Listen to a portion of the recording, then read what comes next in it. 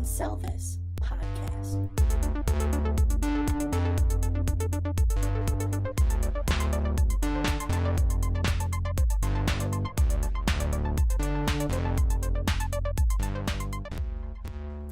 Hello and welcome to episode 7 of Wcst podcast. I'm one of your hosts, Paul Bukowski. And with me today, the man from the north. He calls himself Matt Damon. Others call him Jesse Plemons, the double rainbow master in the flesh, the one that got away, Mr. Nelson Piper. Oh my God. Yeah, that's me. That's what's That up. Piper is so hot right now. So hot right now. What is going on, man? Nothing. Absolutely nothing. Oh, and for those who are curious, that silence you hear, that's Mr. Cameron Miller. Yet again, he could not make it to the show, unfortunately. I guess some things happened. I don't know. We'll see him. We'll hear from him again, I'm sure. One of these days. One of these times. Miller will be here. We love you, Miller. We miss you. We need you. All right, Nelson. You told me you had something that you wanted to talk about today. I think our open mics have become the open rants. But I just because you're driving them down this rant hole. I am. I need it. I need this venting time. It's very therapeutic. But anyone who currently is a member of Comcast knows my qualms.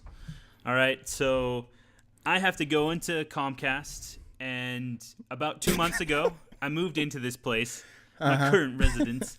And they always give those commercials where they're saying, hey, when you're moving, don't make it a big hassle. Just tell us where you're going and we'll get it all set for you. Lies. Lies, America. It's like we Nazi make Germany. moving easy. Yeah.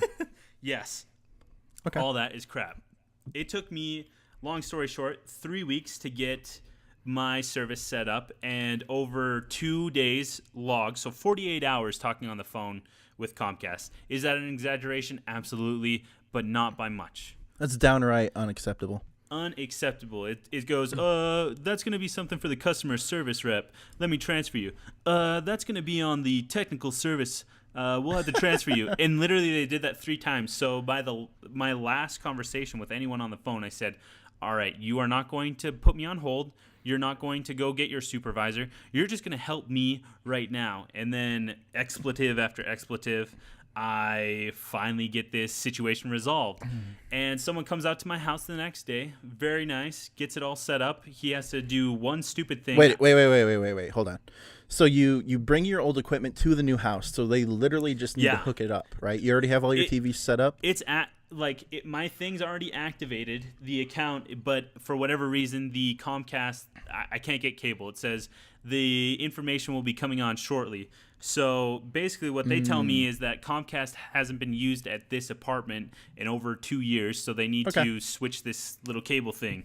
And I'm like, great, just tell me where it's at in my house, and we'll get this fixed right away. So just tell me what I have to do hardware-wise. I can figure this out. They said, no, we need to you need to have a rep come out.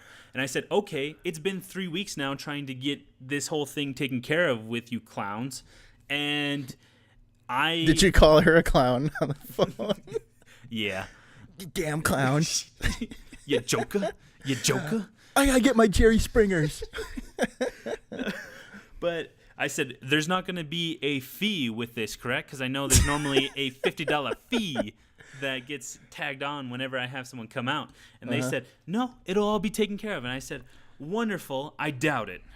And she's like, no. She gets all offended, like, no, that's ridiculous. And I'm like, well, you guys haven't fixed my Comcast after 3 weeks, so I think I'm entitled to call you whatever I want.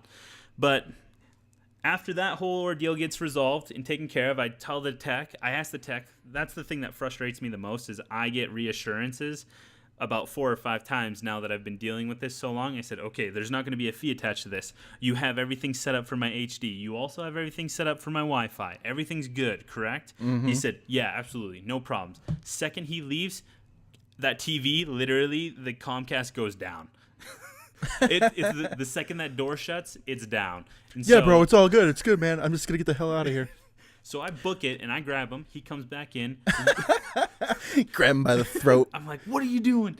And he has to go outside and switch some other thing to make sure everything's good to go on the electrical box. And now we're good. We're set and good to go. About 2 weeks later, I go to pay my Comcast bill. It is $450. That sounds about right. Yeah, after I get all my premium subscriptions and everything like that. But Nelson, you're such a prima donna. look, Your cute little cable terms you got. And for the listeners out there, I was actually a cable technician for 1 full year. okay, So when I hear you talk about this, he went outside to switch the doodang and,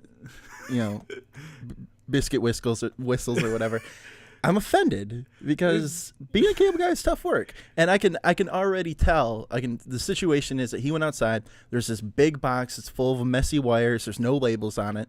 He doesn't know which apartment is yours, so he's twisting them in, trying to get it all figured out. yeah. And he probably got one in and was just like, screw it. This kid's pissing me off anyway. I'm just gonna twist this and I'm bouncing out. Look, so I didn't piss him off because I knew people would be like that. I'm trying to think of if I'm dealing with Paul, what would Paul be thinking in his head but not be saying to me? So I didn't make any of my assurances That's a dangerous road. until the very end. I said, hey, at the very final bit of this, I said, okay, no problems with the fees and all that jazz and my little coos and caws about it. But he gets everything taken care of. For crying out loud, I offered the man Gatorade. I'm trying to sweeten the man up, Paul. All right? Give me a break. Guys out there in the hot sun. I know what it's like to be in the guest service industry where people are already bent out of shape when you come to them. So, all right, wrap this rant up. It's been going on forever. I'm sorry if you have better things to do, but I'm just saying. I call their billing, and this guy is great, gets everything taken care of, gives me this huge, what is it called, where you just get a credit. There we go. Yeah. Here's the words that are coming out of my mouth. I get a credit for everything. I don't have to pay a thing. It's awesome. I go today to get another HD receiver because my brother and sister-in-law have moved in.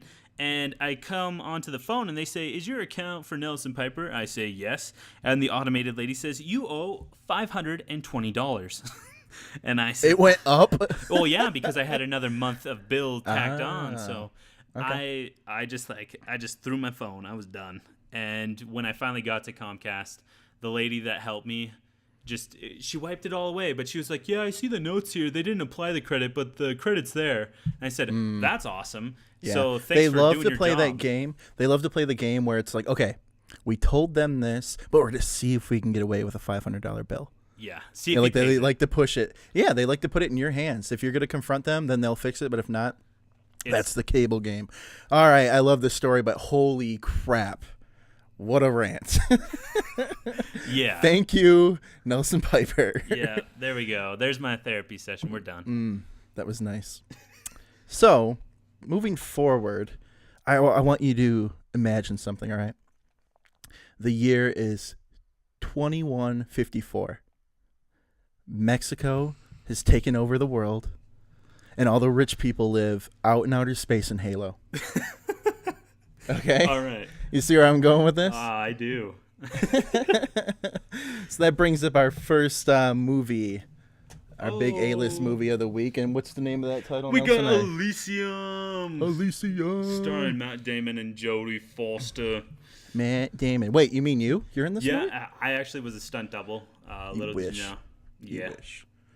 So yeah, the plot of this movie is essentially like it is full on space Mexican border control. Yep. Is what I got from it. And there was no point where you couldn't really tie this into something.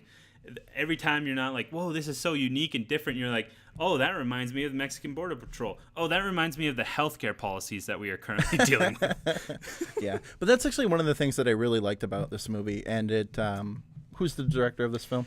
Oh, his name's Neil Blomkamp. He's the one who directed District 9. Exactly. And what I was going to say about that is I like the social dynamics that they kind of tie in. Yeah. It's like an exaggerated version of what we're going through. And so it's actually really cool that it stays kind of grounded in those types of things. And that's what I really like about it. But this one, I felt that it was really kind of caught up on those a little bit too much. It kind of made the movie a little bit slower. It wasn't much of an action film, which surprised me. The thing that I took from it was, and obviously I have no idea if this is really the case, but Matt Damon is a very society advanced and human rights guy, and more power to him, but I really feel that he's the one kind of directing the director, where the director was trying to take it in a direction that I was really going for. Like you said, the action parts where this was tied into society but not really focusing on it. And Matt Damon was like, wait, where are you going with this? The whole plot is dealing with this healthcare issue. Right. And bringing it all back to that. So I could see where it had a super great potential to wow you like District 9 did, but then the stars got in the way. And maybe that's not the case. Maybe I'm just crazy, but that's where I took it in my mind. One star in this movie, and if I kill his name, shame on me, but I believe it's pronounced Charlotte Copley. Is that correct? Oh, okay. With a little bit of an accent. Accent. You're putting the wrong emphasis on the wrong syllable. Hey, just let it roll. This guy starred in District 9. He was also in the A-Team, and he's now back in Elysium. This guy has got some freaking range as an actor. Yeah. I mean, in District 9, he was like this geeky, like office nerd. Goony dude. Yeah, this goony dude, and then over the course of that movie, he kind of turned into this like rogue alien guy or whatever. Yeah. And then in A-Team, he was kind of like a spazzy, over-the-top comedy guy. Mm-hmm. And then now in Elysium, he's just like a full-on like bounty hunter badass. He goes insane. Yeah. So I did really enjoy him in this film. One of the crazy things that freaking happens like midway through the movie, and we're going to try not to spoil anything on this, but good Lord, he gets a freaking grenade to his face. And I didn't know how to handle that. I'm like, his face, freaking face just got blew off. Like, what's going to happen? How are they going to resolve that or not resolve it? Because grenade to the face, I mean, that's a pretty solid ending for a character. You're basically dead. I mean, it happened in Breaking Bad. Guy got his face blown off, and it's very true. Even that. Don't even get me going on Breaking Bad. I love that freaking show. And by the way, just a quick recommendation: Breaking Bad has started back up. The last 8 episodes are on AMC right now. Get caught up, watch it, do yourself a favor, enjoy the good things. But anyway, back to Elysium.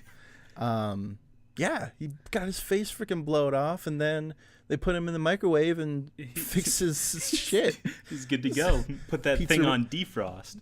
Pizza roll him back up, get his face put back together. Hey. But go ahead. No, I'm just saying, if you got machines like that, I mean, the thing that I don't understand about it all is we have all these machines and advances in technology to remove cancer, but we can't take care of baldness.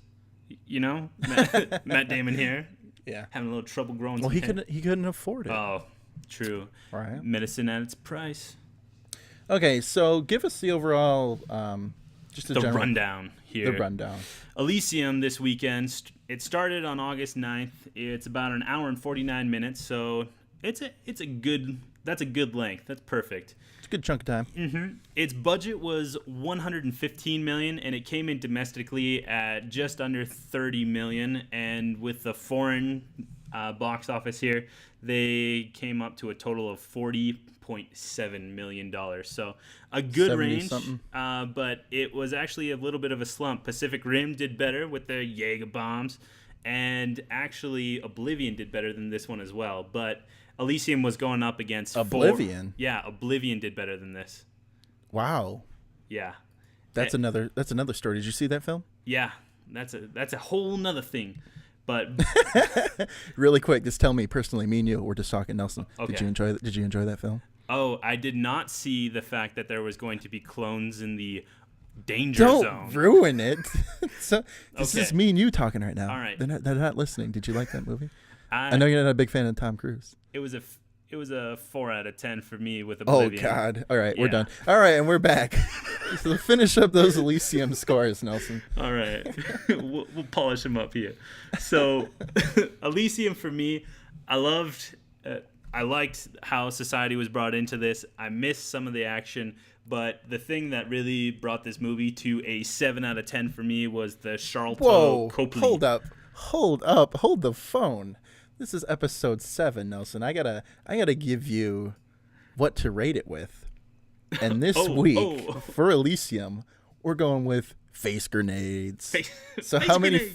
many face grenades are you going to give this film? Well, if we're giving it face NATOs,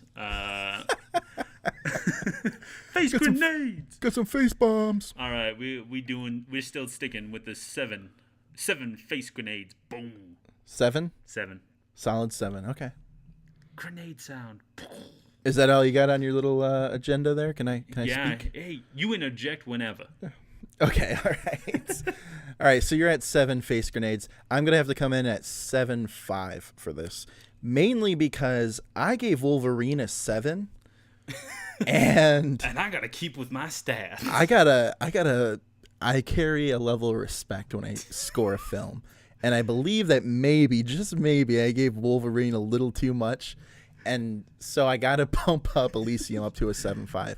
It was not as good as District 9, but I still, I did enjoy it. And it kind of stems back to what I said earlier. The action just wasn't there. And the other thing about District 9, I hate to keep bringing it back to that, there was a little bit of kind of comedy in it. Yeah. It was serious, and it still had the social dynamic that I like, but it was still kind of funny. Just because of how dumb he was. Yeah, exactly. But in this one, it was kind of all just serious. I did like how in the beginning, they kind of got the origin story kind of out of the way. I love it when they do that, because it's just like, okay, here you go, boom, it's done. We talked about that in Superman in the Lost episode. But yeah, I liked how they got that out of the way in the beginning. It started off pretty good, but then it just kind of, I don't know, it just doesn't plateau as well as I wanted it to. So yeah, I'm sitting at a 7.5 face grenades on this one. I like it. But I can see definitely where you're coming from. It had that severity, as if this was like a World War II movie where everything's bleak and no hope. And then you're like, it doesn't need to be like that, guys. We can take this a different way. But hey. Right. More power to him. It was a good show. Definitely worth your time. Go take a gander at that Elysium. Yeah, go give it a look. So moving on here, we're going to talk about We're the Millers. And this is our comedy section, getting a little kicks and giggles, kicks and giggles, kicks and giggles. You just mean that this movie was a comedy and we're going to talk about it. Yeah. Oh, by no means was that me saying that we were going to be having a comedic run. Okay. Yes, We're the Millers came out this week. This is one of the better comedies that I've seen so far this year. Yeah. Stars Jennifer Aniston, Jason, say his last name for me. Sudeikis. Awesome. And Will, say his last name for me. No, I don't know. Culture. Yeah. And Emma Roberts. Mm-hmm. And also Nick Offerman, a.k.a. Ron Swanson from Parks and Rec. Yes. Nick Swanson. It was so. What? Hold up. Oh. Why don't you lead off with the premise? Okay. What's this movie about, Nelson? It's about drugs, mother trucker. Gotta get them drugs. And it's just marijuana. I mean, come on. It's just marijuana. In this day and age, why aren't they? I mean, I'm watching too much Breaking Bad because I'm like, come on, marijuana? What are we doing here? Kiddie stuff? Where's the meth? Come on, where's the real story? You getting 2 tons of kindergarten drugs, man? Come on. Let's graduate. Let's get some college going on. But it's basically the drug dealer is Jason Sudeikis, and he basically gets pressured into having to be a drug smuggler and take a bunch. Who does he get pressured by? Oh, he gets pressured by Ed Helms. Made popular by the Hangover movies and The Office. There we go. Oh, he gets it. That movie trivia shining forth. Sorry. Yep. Cameron, we don't need you. Cameron. We have our own movie. Well, Cameron, you should stop listening because you're probably going to start crying. He's crying out of frustration because he's just going to own us next Anyways, back to the plot of We're the Millers. Just because his last name's in it doesn't mean we need to talk about him. Jason Sudeikis gets pressured by Ed Helms to steal or to take these drugs that he thinks are actually Ed Helms, and that he's going to just grab these drugs, go across the border in an RV, and his whole disguise is just this family that he creates from a stripper, a runaway, and some virgin 18-year-old guy who doesn't know anything. And anything. The plot thickens from there. as you can take. But the budget for this was only $37 million, so they're doing all right for themselves, keeping that low key. And the runtime, it was about an hour and 50 minutes. So it's actually an hour and 50 minutes. It's not about. It is an hour and 50 minutes, including those 10 minutes of trailers. But it's honestly the funniest movie I've seen in about a year. I'm going to interject really quick. I totally agree. I think that this is one of the comedies that takes what it's trying to do, and like you said, he's a drug dealer that needs to smuggle drugs from Mexico back to the U.S. So he gets this riffraff family put together, Jennifer Aniston, and so on and so forth. They take that idea and they stick with it. Yeah. And they really play off of the situations that group of people would run into. A lot of times, these kinds of comedies will set up a decent premise to get you in the theater, and then they just go off on all these crazy one-offs that are just like, they don't make any sense. So I really like how this movie stayed grounded to what it was trying to do. Yeah, there was it all. You see the plot developing. You see where this family is going to go, and you're actually rooting for it. I think definitely. By the end of it, you're not saying, "Oh, I saw that coming from a mile away," because everyone does see where it's coming from. You see where it's going to go. I seen where Jennifer Aniston was coming from. You know what I mean? Yeah. You what? Her and her best friend Boner Garage. Oh yeah. One of the strippers in the club that she worked with, her nickname was Boner Garage. She had a tramp stamp right in the front that had an arrow going down with that. It's funny because it was pointing to her vagina. That's where boners go. The irony. Seriously though, through this whole movie, I was laughing. There wasn't about a 10-minute or 15-minute lull where I said, okay, they're trying to build some more of this plot up. Through the whole plot building, it's funny. Through everything that's going on. I will say this, though. The one thing that I was kind of disappointed with was Ron Swanson's role in the movie. His family essentially meets up with this fake family when they're back into the United States.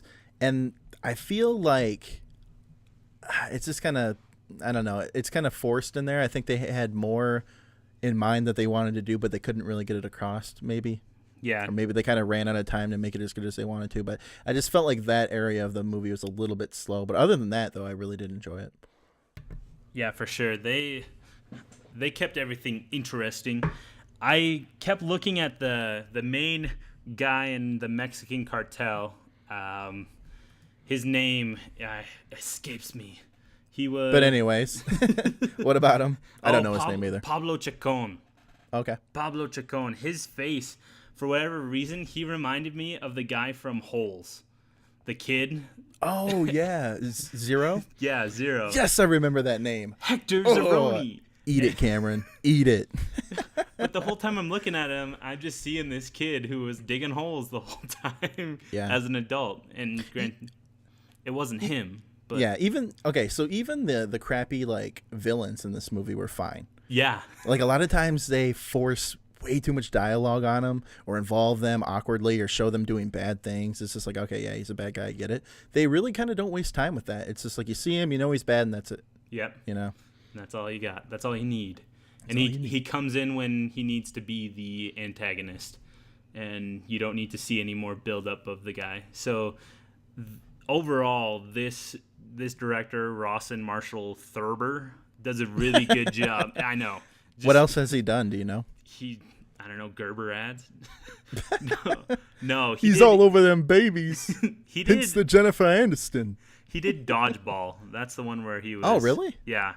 Oh, okay. So that's where he was most notable. He actually was in the movie. He was one of the guards at the border, and he's the one that's running off trying to chase those Latinos who are underneath the RV. Okay. So he gets his little cameo. One other qualm I had with this film, and I gotta get it out. When they got across the border, they met up with the other family, yada yada yada. They get to this part where, what was the son's name? The fake son's name. Oh, the fake son. His name was Kenny. So Kenny gets bit in the penis by a spider, and they have to, in the balls. They have to run him to the ER room. Yeah, this is where I had the trouble too. Yeah, at this point, they're already across the border, and he has to get the drugs back to Ed Helms at a certain time frame, right? Yeah.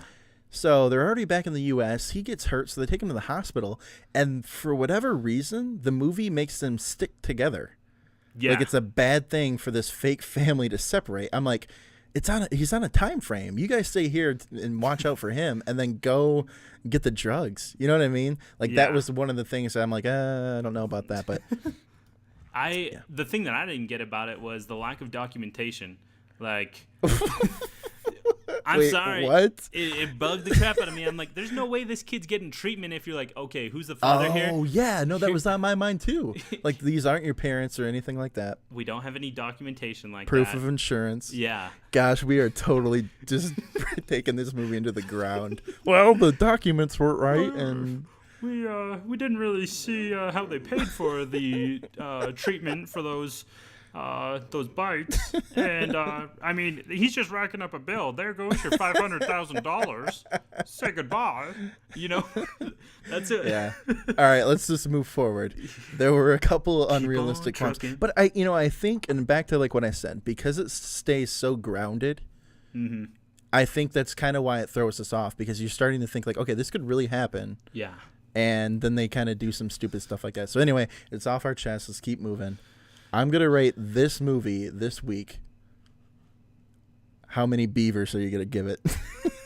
How many beavers? Come on, no. They can be taken two ways, all right? You can take it as... as a beaver or you can as take a it beaver? Three ways, okay. You can take it as a beaver as the animal, a beaver as in Jennifer Aniston's beaver, and then you could also take it as Leave It to Beaver. Well, freaking Wally Beaver.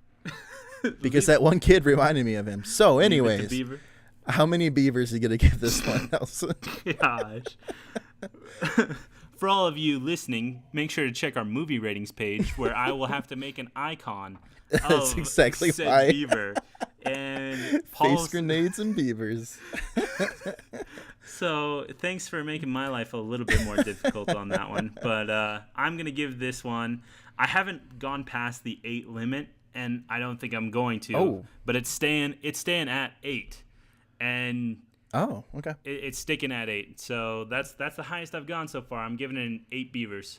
8 angry, hairy. Yep, beavers. Those beavers make a dam right at 8. I can't get past it. Okay. Yep, I'm gonna give this one a 7.5 as well. I really enjoyed it. It was one of them better comedies of the year, but to be honest with you, that's not saying much. No, against Grown Ups 2, The Heat, nothing else. Yeah, nothing else. So yeah, 7.5. So it did well this weekend. It did 37 million. So they've already gone past. They've met their budget. And actually, this surprised me, but We're the Millers did better than Pineapple Express or Tropic Thunder for opening weekend. Do you have the numbers on This Is the End? Did it beat that? Oh, goodness. No, I'd Sorry, have to look curveball. that one up. Curveball. No, but with... holy crap, lost that. I'm sorry. With Come back, Pineapple Nelson. Express. Come back, grab my hand. With Pineapple Express and with Tropic Thunder, those only raked in for opening weekend, I believe it was 27 million a piece. So, they didn't do anything fancy. And obviously, We're the Millers is at 37, so they're doing pretty well for themselves. And it looks like it's going to stay strong through the next couple of weeks via word of mouth. So it's going to get up there. I think it could reach up to, I'm going to say optimistically, 80 million to 100 million. That's pretty good that's everything. really good for a comedy. Yeah, exactly. Everything. Cool. So all you listeners out there, what we're going to do is Nelson has created our scoreboard, essentially, where, like he said, he makes a unique scoring icons that I come up with every week. What we want you guys to do is to go to that page and give us your rating for these movies. And then probably what we'll do then is if we get your ratings or you tell us what you thought about the movie, we'll actually bring it up on the show the following week, and you will be featured on WCST Podcast. We can sell this podcast. So, yeah, bring them in, folks. We want to hear what you have to say. We have gotten a few actual mild responses on a couple of the ones that we've done, like The Heat. We got one response that said that in no way, shape, or form is what's her name? I'm gone, Paul. I'm gone. Melissa probably- McCarthy. In no okay. way, shape, or form is Melissa McCarthy a passing fad. She calls us out on that, and I'm gonna still stick to my guns. I'm gonna disagree with that. So, I don't think. I think she has a place in the industry. Obviously, she's doing well. She's got sitcoms. She's got movies. I feel like she's not going to. I think she's hit her peak. is she gonna be here in 5 years, 10 years? I don't know. Will the drugs get to her? Eh? Oh. I don't know. No. I don't know. So And Melissa, if you're listening, I don't know if you do drugs, so I'm sorry. I'm not judging you. yeah, we don't mean to make fun, but anywho, that wraps it up for our A-list movies this week. There were a couple other ones that came out, but Percy Jackson and Planes, nope. I mean, No. Planes was supposed to go straight to DVD, and then Disney just said, screw it, we're gonna put it in theaters. So Did I tell you that, or did you find that out yourself? I found that out all on my own, Paul. Interesting. Yeah, for all of you that now know what happened, Planes was just a straight to DVD type thing, and then Disney said, you know what, we can milk a few dollars out of that from Right. people, and I mean honestly, it goes a little bit easier putting it onto the silver screen rather than just putting it onto DVD because you have to do more marketing that way. So Yada, yada, yada. at any rate. All right, so we're going to go ahead and move on forward to our horrible Netflix section. This week, one of our very own, Mr. Cameron Miller, who isn't here, recommended that we watch Gun, a movie on Netflix featuring Curtis 50 Cent Johnson? Yeah. Yeah, Curtis Johnson. No, Curtis Jackson, mother trucker. Jackson. My bad, whatever. G-Unit. 50 Cent. And who's the other gentleman in this film? Val Kilmer. Val Kilmer. Iceman himself.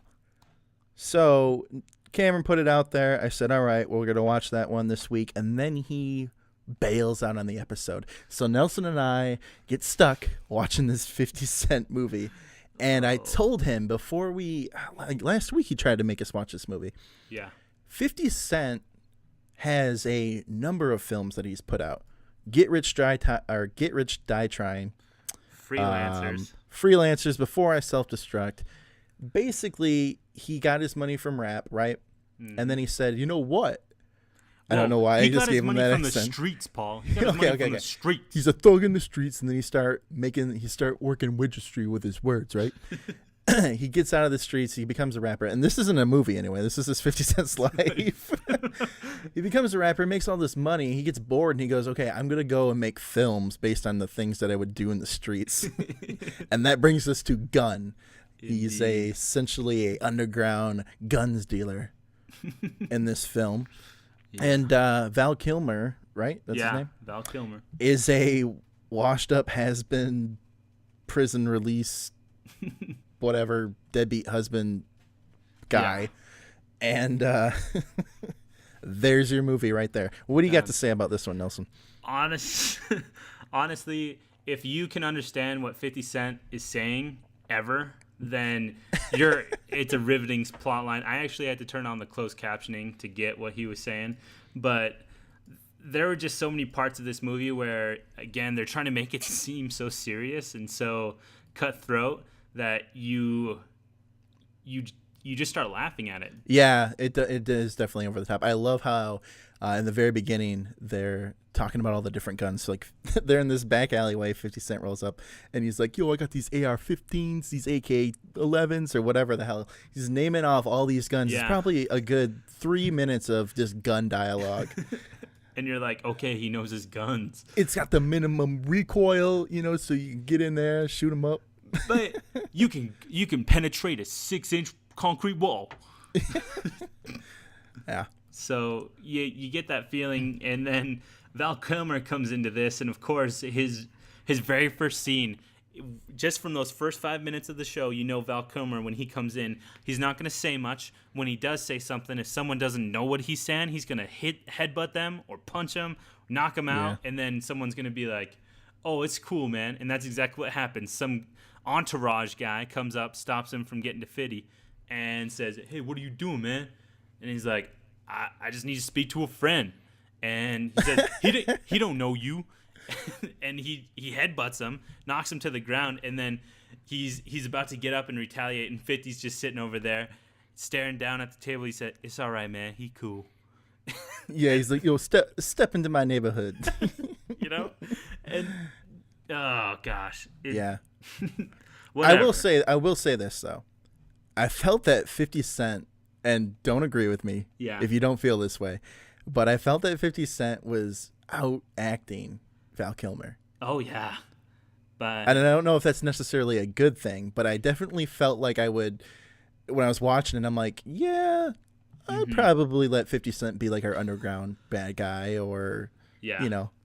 The person that I thought did the best was James Remar. He's also the father in Dexter. The father from Dexter? Yeah. Yes. He did a good job, but he's playing his same character that he needs to. Yeah. He's the same character and everything. Yeah, but to be honest with you, man. And he's nailed it. Yeah, he sure is. He's really good at playing with himself. Yeah. Little giggle gigs going on there. But, wait, this is the comedy section again? What? No. But overall with this movie, you get some You get some. Hold on. You get bullet fires. You get some rough sex in the beginning too. I feel like 50 really wanted to prove he had what I could be making pornos, but I'm giving you these thug films instead.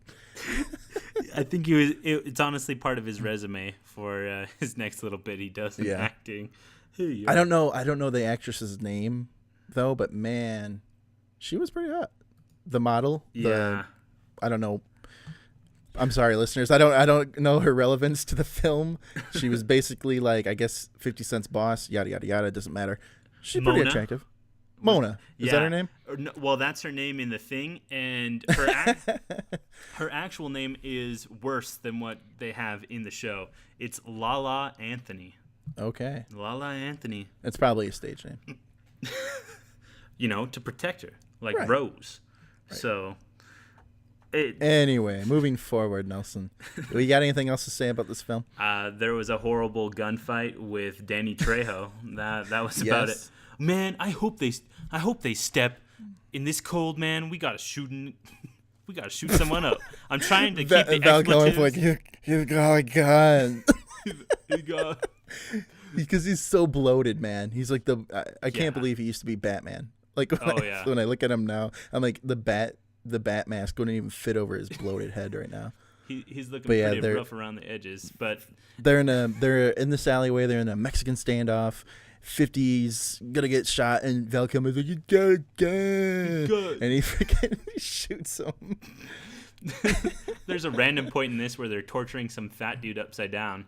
And, and instead of just like hitting his fat, he goes right for the goods.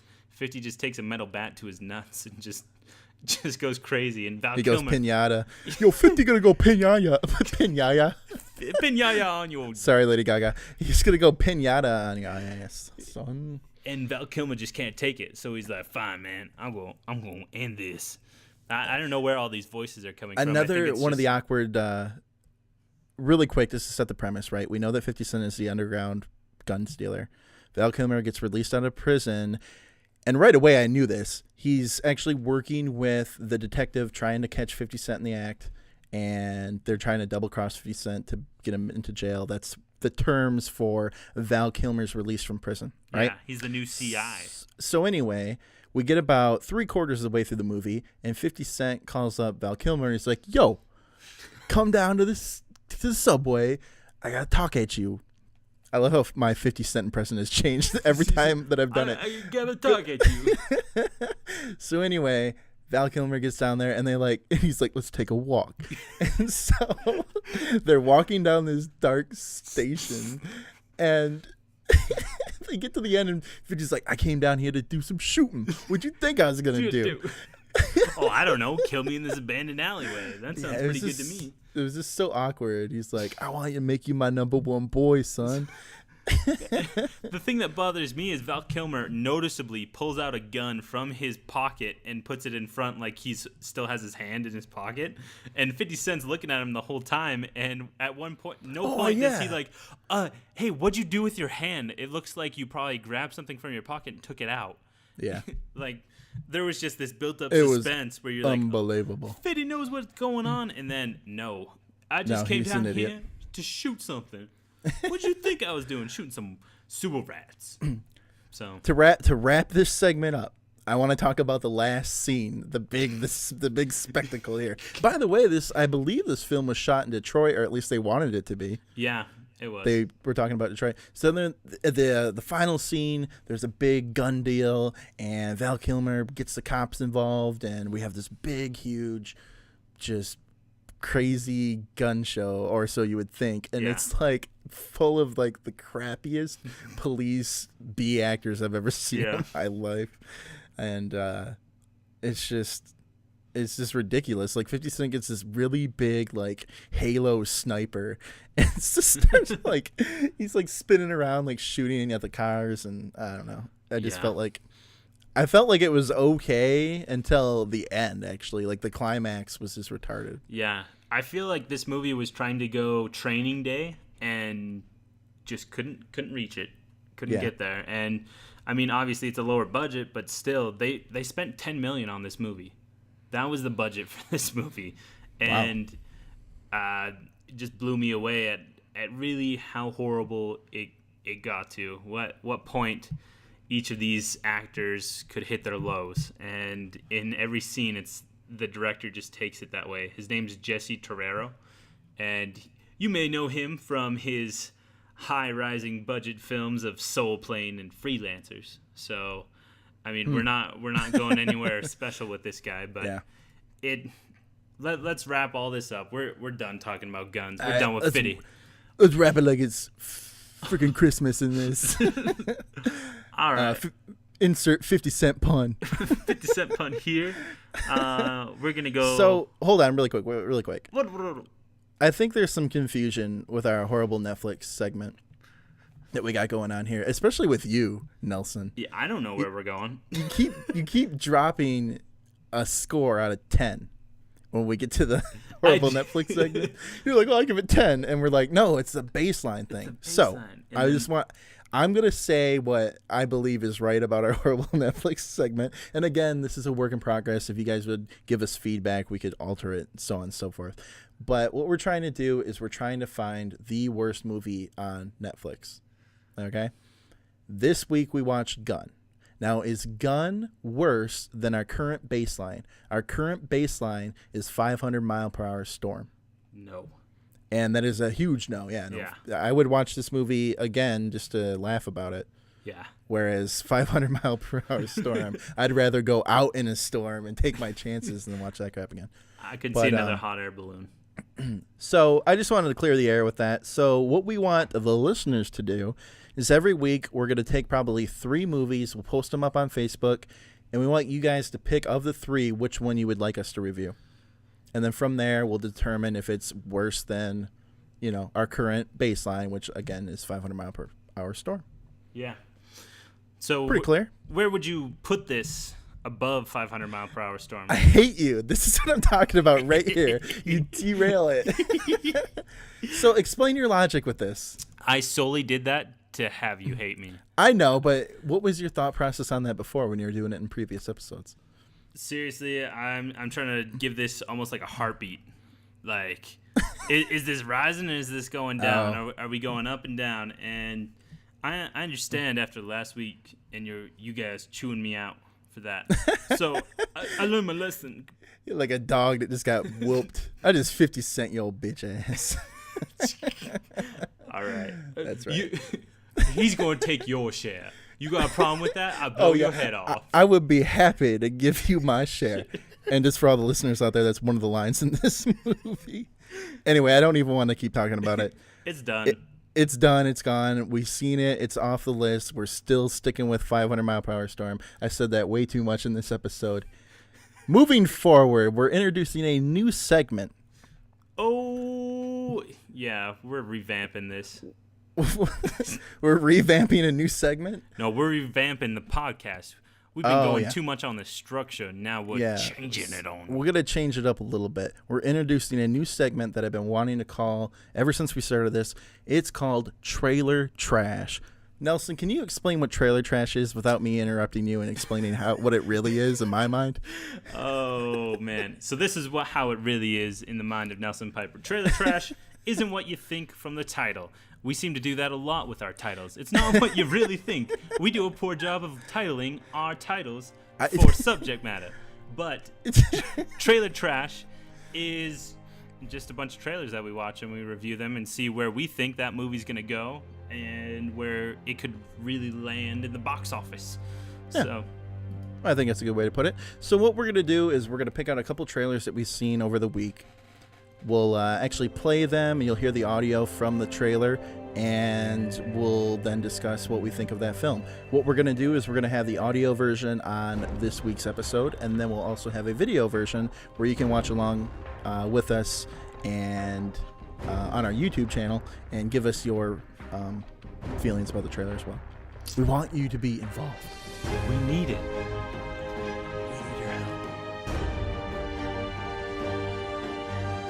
This winter, in theaters everywhere, comes an absolutely must-see. Critics are calling it Trailer trash.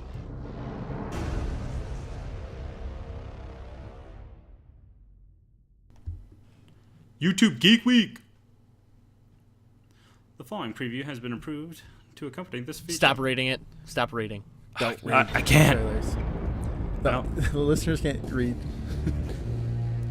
I'm sure they can. Is that a boy?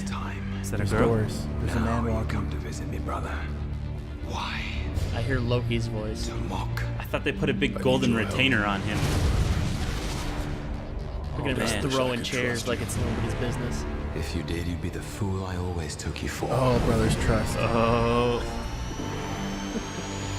I like Tom Hiddleston as Loki. he's done a great job. The universe, there was nothing. They're wrong. There was darkness. There was a So, and it spaceship. has survived. Look at these people. They think they're gonna survive that. What's gonna happen? The guy tried to parkour over a taxi. I gave you my word. Superman. Oh, it's Thor. I would return. Similar capes. Man, he Beating has up some Scotty. crazy mascara on.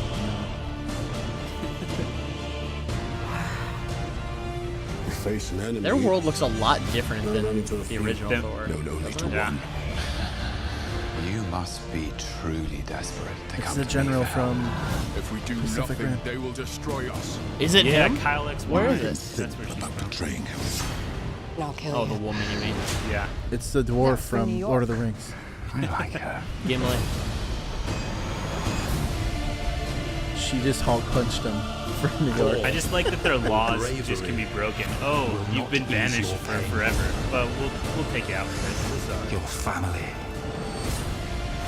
Who is their evil bad dude right there that's choking Natalie Portman like Darth Vader? I didn't even Fabric of notice. reality can be torn apart. I'll find a way to save us all. I'm trying to figure out what's up with these dudes with the masks. Yeah, Yeah, he's got a solid hammer. This is my favorite part of the trailer.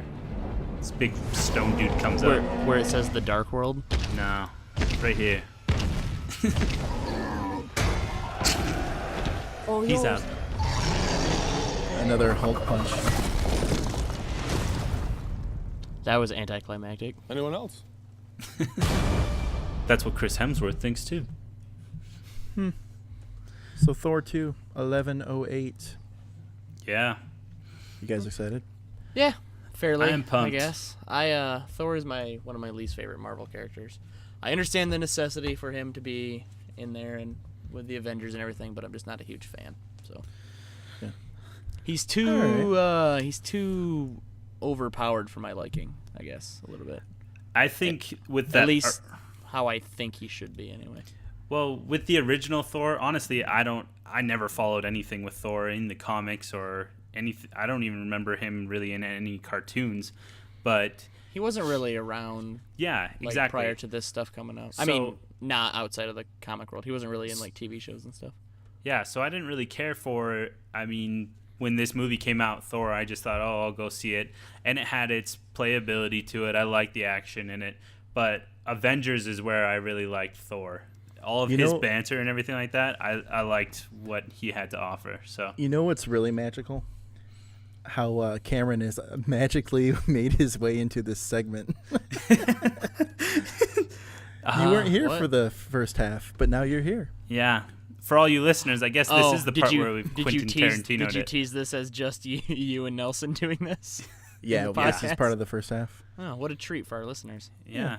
Cameron just kind of plopped into the theater with us. Yep. He's here, but he'll be introduced in the second half. Mm-hmm. So you hear me movie now. magic. Well, it's But no proper Yeah, we're going with movie magic. Yeah, that's fine. All right, so we got Thor 2 for number 1. Let's move on to the second trailer. We got The Wolf of Wall Street. I have never heard of this movie. Are you serious? Nope, just until you sent me this. Okay. Just until you sent me this trailer. From Academy Award-winning director Martin Scorsese. It has Scorsese. Leo DiCaprio. Don't ruin it. Don't Love ruin Leo. it. All right, let's just all hit play. You guys ready? Little Appropriate tidbit. audiences. Stop reading the intro. Little tidbit right Paramount. here. Kanye West's new My song. name is Jordan Belfort. The year I turned 26, I made $49 million, which really pissed me off because it was What is three the shy of a million a week. year? It's 90s. This is Making a name for ourselves. Yeah, Jonah Hill. Jonah Hill's good, sir. Is that Matthew McConaughey? McConaughey. Yep. With a horrible headpiece. I hate Matthew McConaughey. Fairy dust. Very good, sir. He's so funny. Absolutely not. We were making more money. Is he than pulling we a knew what to little do House of with. Cards moment there where he Yeah. talks to the camera? Yeah. Little Guy from Bueller. Walking Dead. Who's that? She's in Joe Dirt. Any kind of Yeah. booze you might want. The hot Bureau sister. forbids us from drinking. From Joe Dirt? Yeah. She looks Yeah. younger in this. Yeah, that's the thing.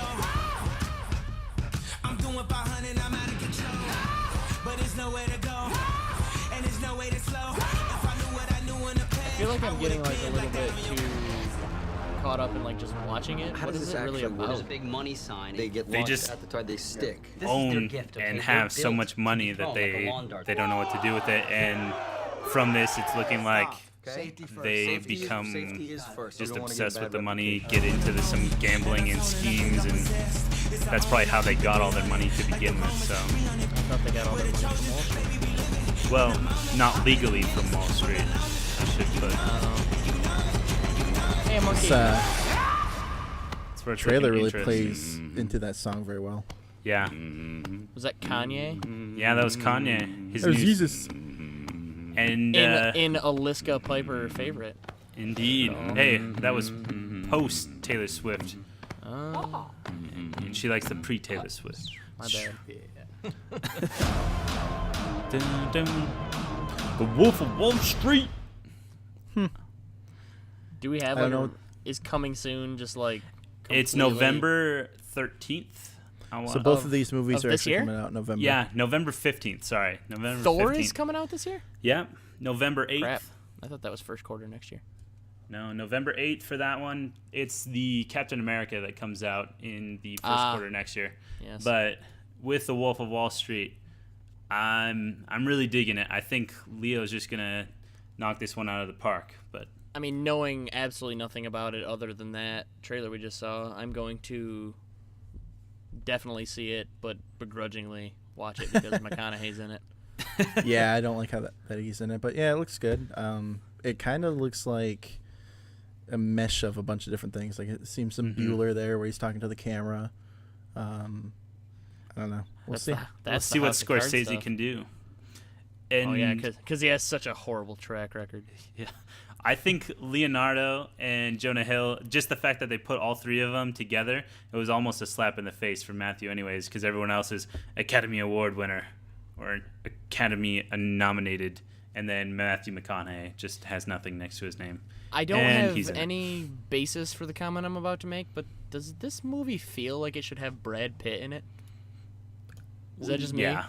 I don't know. I don't know. I just feel Over Matthew McConaughey, yes, definitely. Well, I just mean like, regardless of that, I just mean like it just seems like something. The feel of it. Yeah, it just feels like I would see Brad Pitt in it. I don't know why.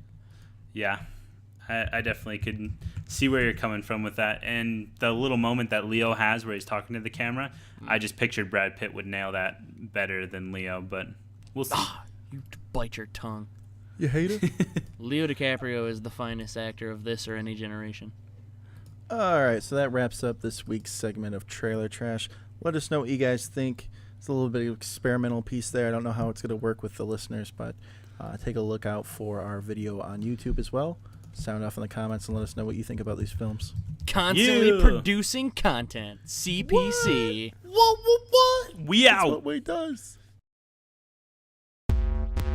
We can sell this podcast.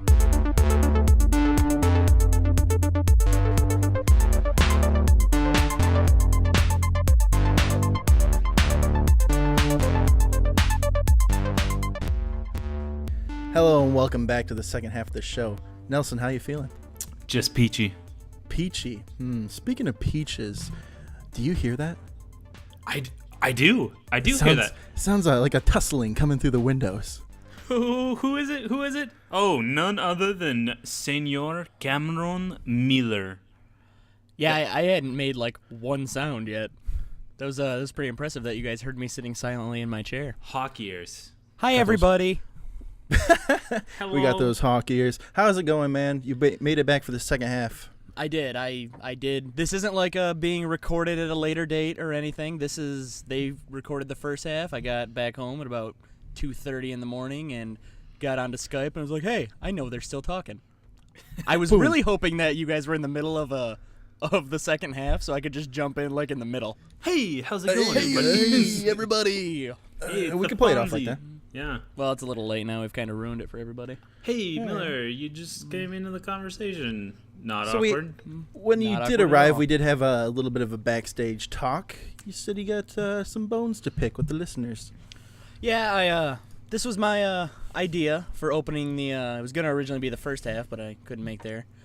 But you guys kind of said you already did it in the first half, so I guess I just get to tack on a little bit.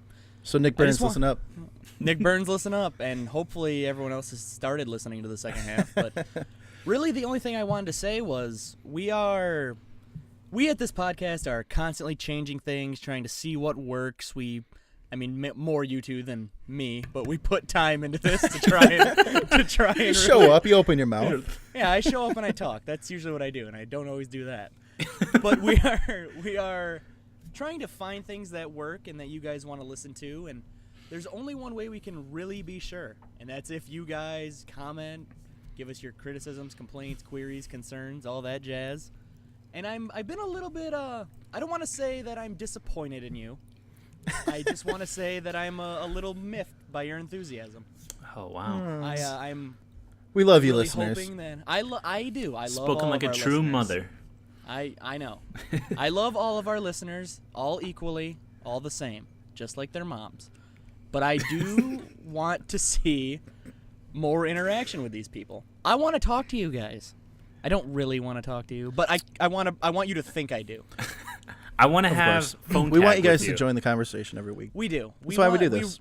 We do. We really want you guys to be involved. We want to develop a community here, as much as is humanly possible. We really only have a community of one with Nick Burns at the moment, but I am hoping that in the near future we get a lot more interaction with our listeners and we hear about things that you want to talk about. We understand that not everyone. We have a little bit of a niche podcast here. We do movies and games. That doesn't appeal to everybody. But we're not opposed to talking about other stuff. We just want to know what that other stuff is. We're not mind readers. Just whip it out. We'll eat it up. Yeah, Spit it back at you. Just whip it out, lay it right on the table for all of us to stare at it. And we'll either take it or we'll just send that right back. Or we'll give it a just number. be like, I'm full. I'll probably rate it in beavers.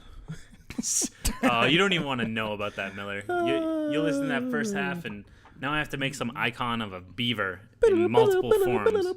But anyways, moving forward from what Cameron said about new content and new things that we're doing, we actually just opened up a YouTube channel.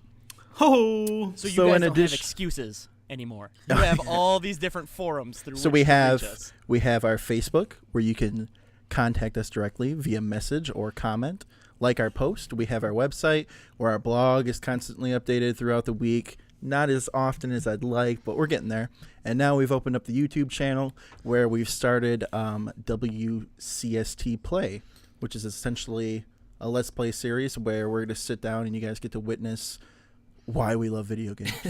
it was awesome because when we first started this podcast, me and Paul talked about how amazing it was that we could start something where it took very little effort to edit and to maneuver things like a video.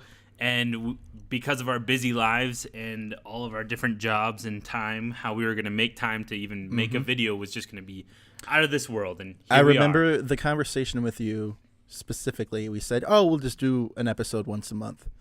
And it's definitely blown up into this other monster. But yeah, we do this for you guys. So like Cameron said, if the more feedback we get, the more you guys can get involved, the better. Yeah, so anyway, we can waste our time doing stuff you don't care about. Exactly. Yeah. So I would like to move forward talking about our YouTube channel. Now to get there, you can go to youtube.com/user/WCST podcast. Go ahead and click the subscribe button and like all our videos. That will definitely help us out.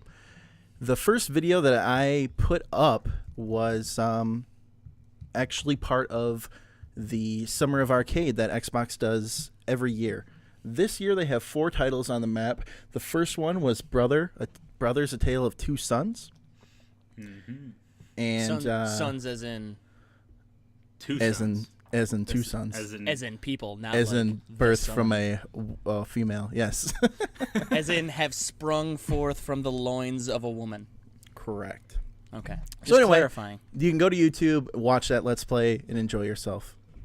I'm going to talk about that a little bit this week, though. Nelson, you actually had a chance to enjoy my Let's Play. What did you think? This is my first one. Okay. I liked you. I liked you, but I didn't Which is like... saying something because we don't always like you. but I did not like the game. So there's the difficult part of it. Yeah, the But- game is a little weird. And I'm going to interrupt you really quick. I want to talk about this game. So, the Summer of Arcade is essentially a chance for indie developers to get their title out to get the most attention. They isolate 4 titles to essentially be broadcasted on the Xbox Live window when you turn on your Xbox, and you can download it and go from there. This title, the way that it's set up, you're playing an older brother and a younger brother. The left joystick is the older brother. The right joystick is the younger brother. And it's essentially like an action adventure game, but from a third-person perspective. And the story is just very, very bizarre. Very dry. Very dry, very bland, very sad. It is interesting to see with your left and right joystick controlling 2 different people. Every walkthrough that I've now watched, because ever since I saw yours, I have links to all these other ones. It's cool to kind of see how people finally learn how to do it. Because at first, it is so hard to watch. The first battle. 20 minutes was like, okay, I got the other brother over here. Why can't I go any? Oh, because I need the other guy over there. And finally, when people got it together, it was cool to watch. But the story, like you're saying, does the game make use of that mechanic like more progressively? Okay, into the so story? that was actually one of the points I wanted to say. Is like a lot of these indie games really take a core mechanic and then constantly advance on it, and then you get better as you go. This game does it, but it plateaus very early. Yeah. Once you get the hang of controlling both brothers, there's not a lot that they go further with. You essentially jump up cliffs and maneuver together to move big objects around and things like that. That's about it. That's about as far as the game goes. I was curious if there was like a lot of like timing mechanics with it, like controlling the older brother and then quickly you have to be doing something with the younger brother. There was like segue back and forth, because I see that is where I feel like it would get really difficult. That's actually one of the easier parts of the game. You get when you're separated. The thing is, it's like I said, they're stuck to their joystick. So when you see the bigger brother on the left hand side of the screen, you want him there. But if you get them switched, then your brain just Yeah, your brain gets fried. So when it Meltdown. gets to the point where you have to control both of them at the same time to essentially accomplish one task, they separate them on the side of the screen that they belong, and it's actually really fluent. That's where the game shines the most. Nice. And I gotta say this: fucking trolls in that game are fucking helpless. Yeah, And the one I watched, I think, like, Let's Play 3, or WCST Play 3, which is the one where it's, like, this one troll is helping you climb a mountain and stuff, and then he, like, grabs you and jumps into this crater. Yeah. You know what I'm talking about? Yeah. So Yeah, that seems very- you come upon this sad troll. He's crying, and I thought he had lost one of his bunny friends who finds him. By the way, they didn't even get any freaking closure on the bunnies. If you guys watch the series, I don't know what the hell happened to them. They're probably still alive. But anyway, you come up on this sad troll.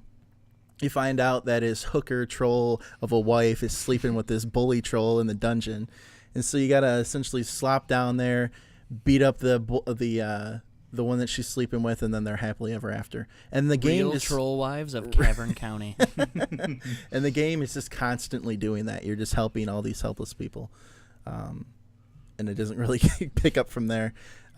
Spoiler alert: at the end of the game, the bigger brother dies, and it's kind of sad. And you get to control, really the younger brother with both analog sticks? No, the left analog man. stick is just done. This is where I stepped Wow. in. I watched the beginning, middle, and end, and well, So all one of it? one episode of each section.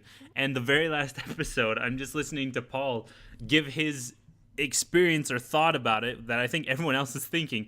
He's got this like blue juice that's gonna make his dad better, and you're thinking as a little kid, oh, okay, so I get to him the blue juice. Somehow we're going to find the older brother again, and the mom's going to come back just fine, and everyone's going to be good. And then he's like, oh, okay, cool, credit scene. The dad's going to do a back handspring. Yeah, dad's going to do a back handspring. Everything's going to be good. And there's this end credit scene. He's like, oh, okay. And then you're like, wait, that's the graveyard. What? They both died? This sucks.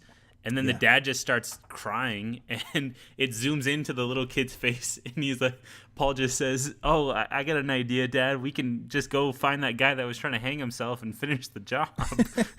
And then it like fades to this bright light, and that's it. So anyway, to wrap it up, if you guys are wondering what score I would give this game, I would say it's a solid 7.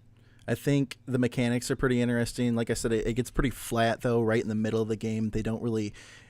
they don't have that ongoing, I'm learning this a little bit better. There's no grand finale of your skill level. And then the story is just sad for no reason. And I think they kind of, at the end, when the brother dies, they do like 3 different cutscenes consecutively that he's dead. You actually walk up to the dead brother, drag him to the hole that you've dug, and then you bury him. Like, I had to fucking bury this dead brother, and there's like 6 piles of dirt around him, and I got to the last pile, and I'm like, all right, well, if he gets up, he's officially a zombie. And I thought he was gonna get up, but he never did. So anyways, having played it like not at all, I feel like this game is not very good. I feel like you're being very generous with the 7. Yeah, no, I am being extremely generous. And I've watched a couple of the indie stuff, and I know that those guys put in a lot of time to get their stuff out. So, well, hey, I mean, we all have great respect, I think, for indie developers and the stuff that they're trying to do. And a lot of it isn't great, but a lot of it is. But I think maybe you have a special affinity for this one right now because it's the first Let's Play. And I'd say I that, think so. giving it a 7 out of 10 for indie gaming. Obviously, this isn't a standard that we're going to hold for a. Hey, there's a lot of indie games that get a lot of big press. I mean, what was it last year? Wasn't the Unfinished Swan nominated for Game of the Year if I remember right last year? That was Journey, actually. Or Journey was, Journey's another one. The Unfinished Swan, I don't know if it was nominated for Game of the Year, but it got a lot of press too. Journey takes I'm just going to talk about Journey really quick. It takes that same kind of emotional roller coaster with you, but it does it subtly and through art and through the experience, where this game is like, you know what? We're going to tell you this wacky-ass story, and then we're going to kill the brother at the end. Suck on that. Yeah, now you have to live with it. And no one speaks English. No, they speak fucking... They speak a real Broken language? Sim. Wow, that's That's Broken horrid. sim. Broken Yikes. sim. So anyway, that wraps up what I had to say about Brothers: A Tale of Two Sons. So we have 3 more titles that we're going to be playing over this month. Summer of Arcade. Summer of Arcade to wrap it all up. Next week, Nelson and I will be playing Charlie Murder. Yeah. Nelson, tell us briefly about Charlie Murder. Ooh, Charlie Murder, you're in a punk rock band, and you're trying to make it to the top of the charts and get into the Punk Rock Hall of Fame. But as you go through, you meet up with a bunch of tools and douches that are trying to hinder your progress because they don't like seeing success happen when they're such utter failures. So it's a straight 2D pass through this world. It's cool. With what I've seen from the trailer, you get to level up, you earn different skills and stuff like that, and then depending on what character you play as, if you're playing in a co-op mode, which is what me and Paul will be doing, you can actually join together and create some super Megazord type thing and start doing some crazy skills. So, Well, you guys had me at level up because that's my crack. So yeah, this is gonna be fun. It's just, it's like a side-scrolling adventure game. Yep. Similar style to like Turtles in Time. Yeah, and So it's gonna be cool. Just There's kind of looking at it and hearing you explain it a little bit. Yeah. It looks like there's like these zombie type characters and stuff in it, but it sounds a lot like it's got some parallels to Scott Pilgrim.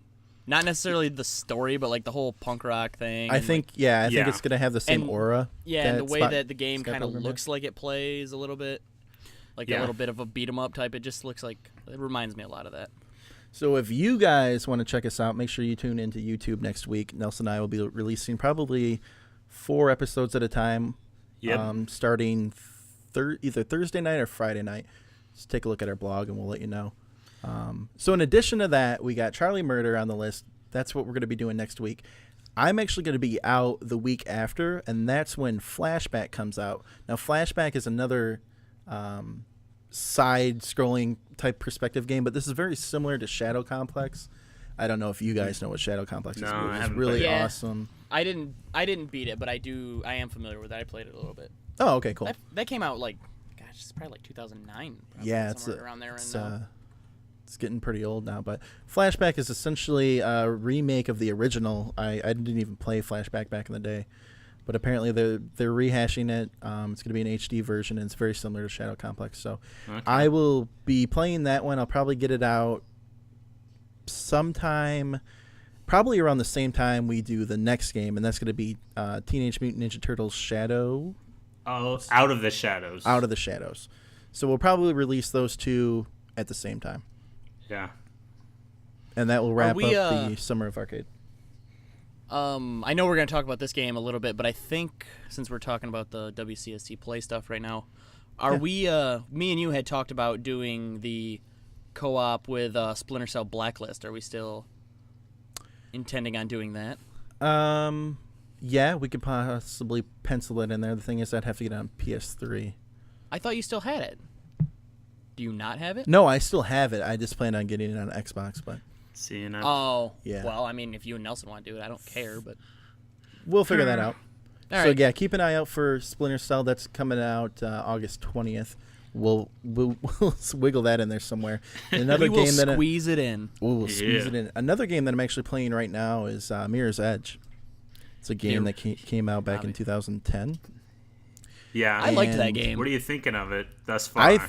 I played it when it came out, and it was really frustrating because of the way that it's kind of like a first-person parkour game. So you got to be quick and be able to disarm people and this and that. But this time around, I'm really liking it. I think we're going to get through it just fine. But the whole reason that I wanted to bring it back up... We're going to make it. We're going to make it. The whole reason I wanted to bring this back up and bring some relevance to it is that Mirror's Edge 2 is slated to come out on the next-gen consoles, so...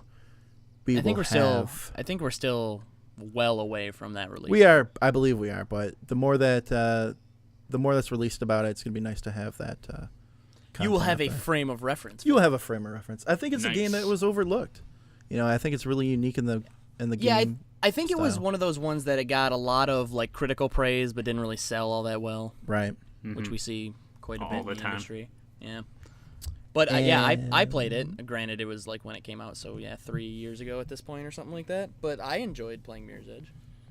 It's a lot. It's not like any other first-person shooter or any other first-person game you've played before. It's very different. Yeah, but I like that. I like that about it. One more item on the WCST playlist.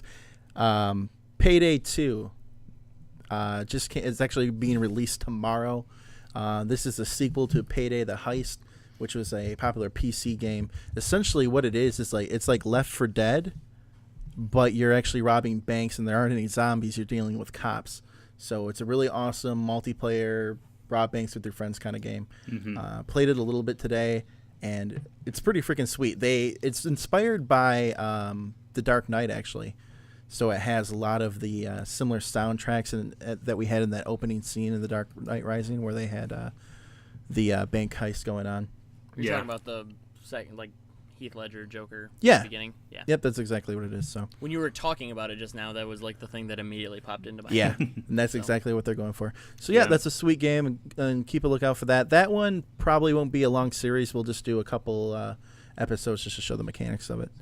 So that wraps up everything that we have coming up for Summer of Arcade with WCST Play. Exactly. And again, you guys can check that out on YouTube. Subscribe to our channel. Give us your likes. We appreciate the support. Indeed. Now with coming up on the show here, we're talking about Project Spark to settle the coups of Nick Burns. And Nick Burns, your dirty, dirty coups. and Splinter Cell Blacklist. So with Project Spark, starting off here, we talked about it in, what was it, episode 2 or 3? I want to say it's 3. I think we did Xbox in episode 3. I'm sure we'll get an email from Nick letting us know. letting us know exactly when I'm and like what time. 99% sure that's correct, so Nick Burns can stuff it. So yeah, when we talked about it back in episode whatever, we didn't have too much information on it. There's been a couple longer gameplay videos released on it that honestly I haven't watched, but there was a short featurette that I did pay attention to. And a couple things that I wanted to touch on about this game is that it's not going to be the Little Big Planet equivalent for the Xbox as I thought it was going to be. They're actually doing way more with this, and the fact that it's visual coding. You can not only, you're not stuck to a side-scrolling style game, and I know that Little Big Planet allowed you to switch it up a little bit, especially in Little Big Planet 2. You could do some first-person stuff, but with Project Spark, you actually have the ability to code buttons.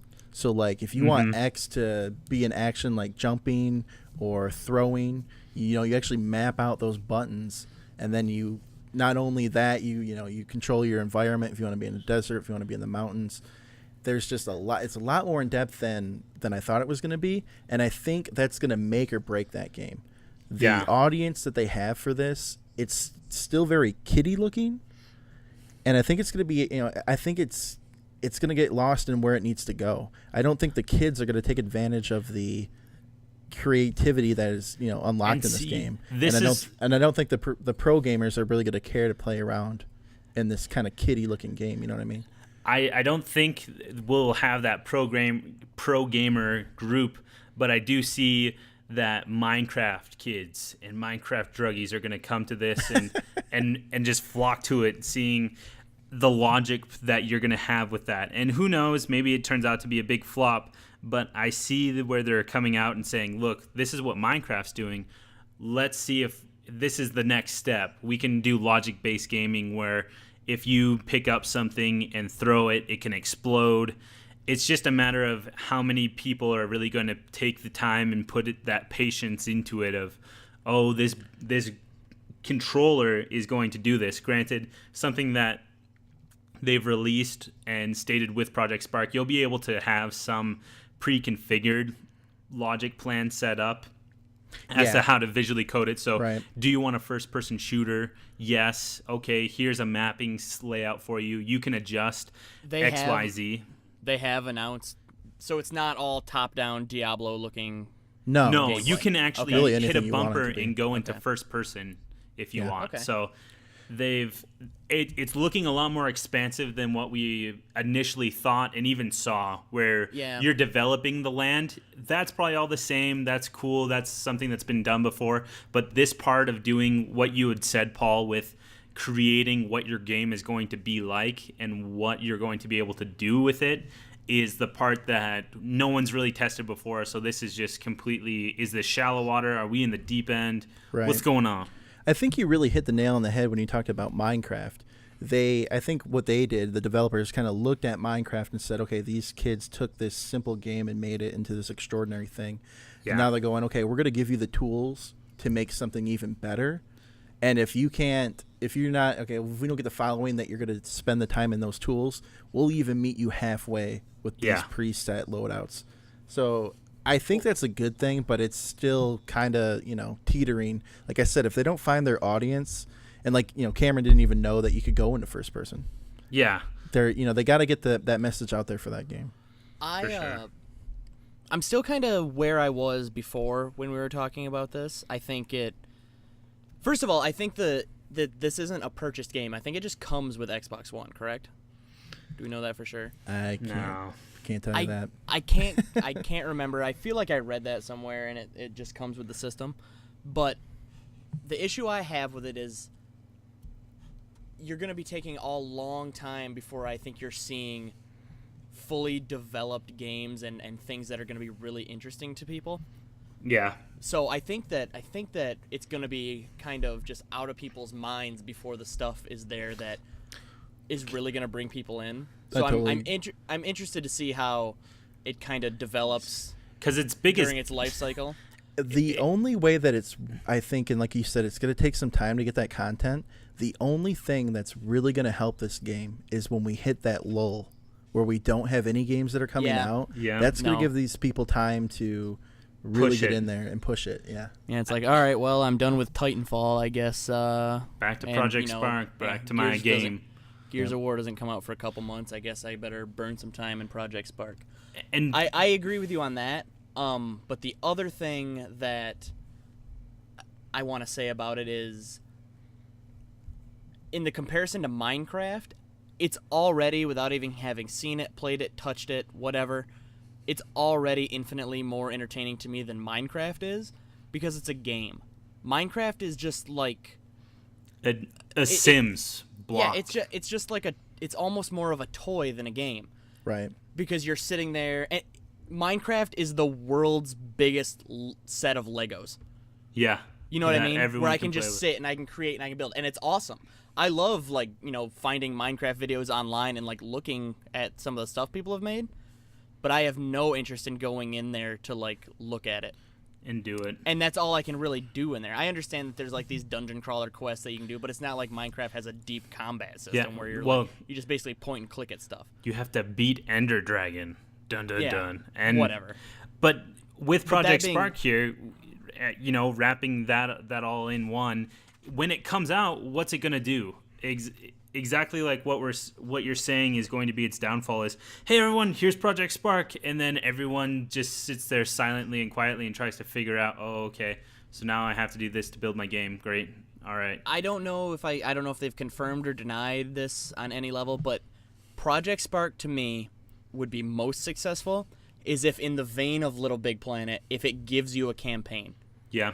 Of some I'm sure kind. there's going to be a lot of preset I'm sure stuff. there probably will too, but I think it needs to be if they took Project Spark and sat down and said, okay, here's a 5-hour top-down action RPG, here's a 5-hour first-person shooter, here's a 5-hour action platformer.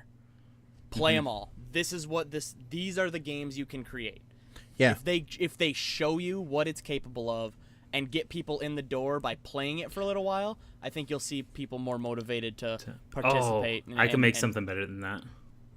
That kind of thing. I think you really exactly. you got it right there. So, but like I was saying, it's already more entertaining than something like Minecraft is. I think to a lot of gamers, not most, because obviously Minecraft is freaking insanely popular. People love it. But to someone like me who needs objectives and things to do, I've played Minecraft for a little bit. I go in there and I build a house, and then I'm like, okay, what do I do now? Because I'm not nearly creative Gotta have- or motivated enough Gotta have to the build. imagination, bro. Yeah. I can't sit down and build Hogwarts. You know what I mean? The thing about it, though, right, is like, we could sit here and say, I don't really know how, what I want to make or what I want to do. But there clearly are people that Oh yeah, don't there's have anything tons else of to people. do. Well, not even that, but there's people who have ideas, and then this is just another outlet for those people to get it out to other people, so they can enjoy it and they can they get a little bit of creative license and they an opportunity to get it out there and they run with it, and I think that's awesome. I think Project Spark sounds super super super cool. The only thing I'm worried about is the limitations, which we've seen are larger than what I thought they were going to be, because I thought it was all like over the top action RPG type stuff. So, but how far can you go? And then beyond that, how long is it going to take before there's content, before there's a community? Those are the two biggest hurdles I see with Project Spark. Indeed. And if it passes, and if it surpasses those things, it could be, if it lives up to what Xbox wants it to be, it can be a console seller for them. Yeah. I mean, it really can. But it's just got a long way to go. Indeed. This could be the new crystal meth compared to the crack of Minecraft. It's the new Candy Crush. Whoa! So that wraps it up for Episode Project 1 Spark throwback. here. You know what? I want to derail really quick, and I want to pick a bone. I want to pick a bone with you, Nelson Piper. I was on Facebook the other day. Oh, here it comes. Scrolling, looking at the podcast updates. They're looking nice. The likes are coming in.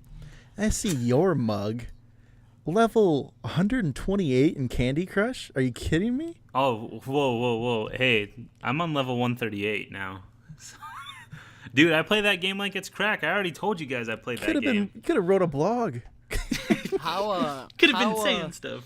What did you say you were on? Like when we talked about it in the first how far? podcast? I was Like on episode level 70 or 60, something at that point. Yeah, level 70. So Wow. this is I'm All right, stuck on, like, level I would like to 53. swing the show around. This is actually Nelson. We wanted to bring you here today to talk about your addiction. Hi, my name's Nelson. Nelson, we just want you to know that this is a safe space. Only everybody will hear you. So no worries. Really, this is what I like to call my Tinker Stinker time. So when I'm on the John, Candy Crush comes on.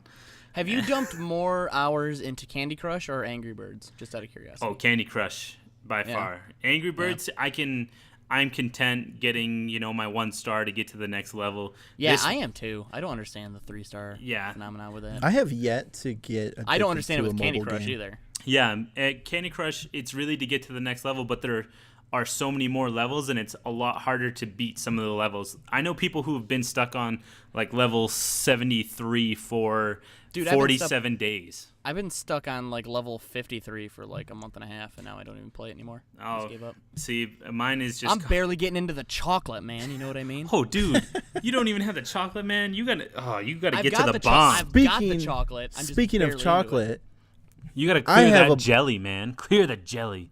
I have a blacklist and it has Splinter Cell on it. Let's talk about Splinter Cell blacklist. Hold on. No, you just opened up the derailed candy drawer. podcast, and now you have opened this can of worms. Because you're talking about chocolate. I thought it was all hard candy. No, man. The chocolate comes in to eat the hard candy. Then you gotta clear the jelly. You don't. Oh man, dude, you don't These even people know. knew what they were doing when they made this game. Yeah, There's they no did. doubt about that. In no way, shape, or form were they. Hey, what can we do to make people play this for a little bit and then go? It's like, what can we do to make this like crystal meth and not kill people? Yeah, I will say this before we move on to Splinter Cell. I finally shelled out the $20 to download XCOM on my iPad. Mm-hmm.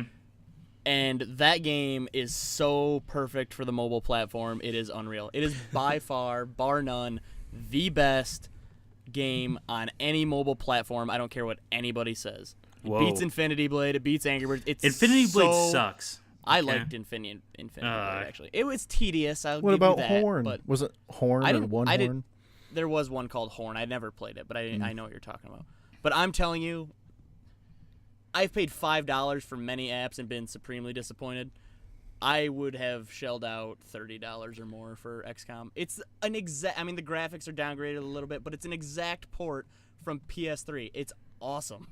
Wow. So good. Cameron 10 Miller, out would you of 10. say that's your recommendation for the week?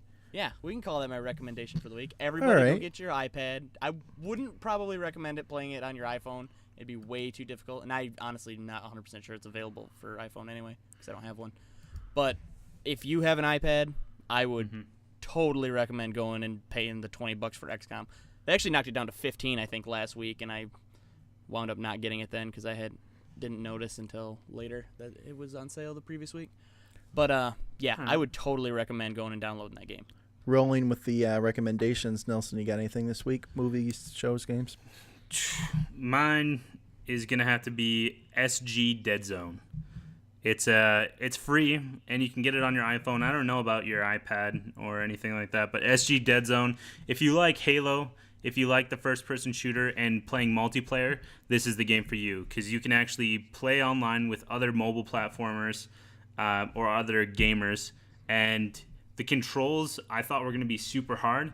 It takes no time at all, and I feel like I'm playing Halo wherever I'm at. I don't have to have PS Vita or anything like that. So. I don't buy it.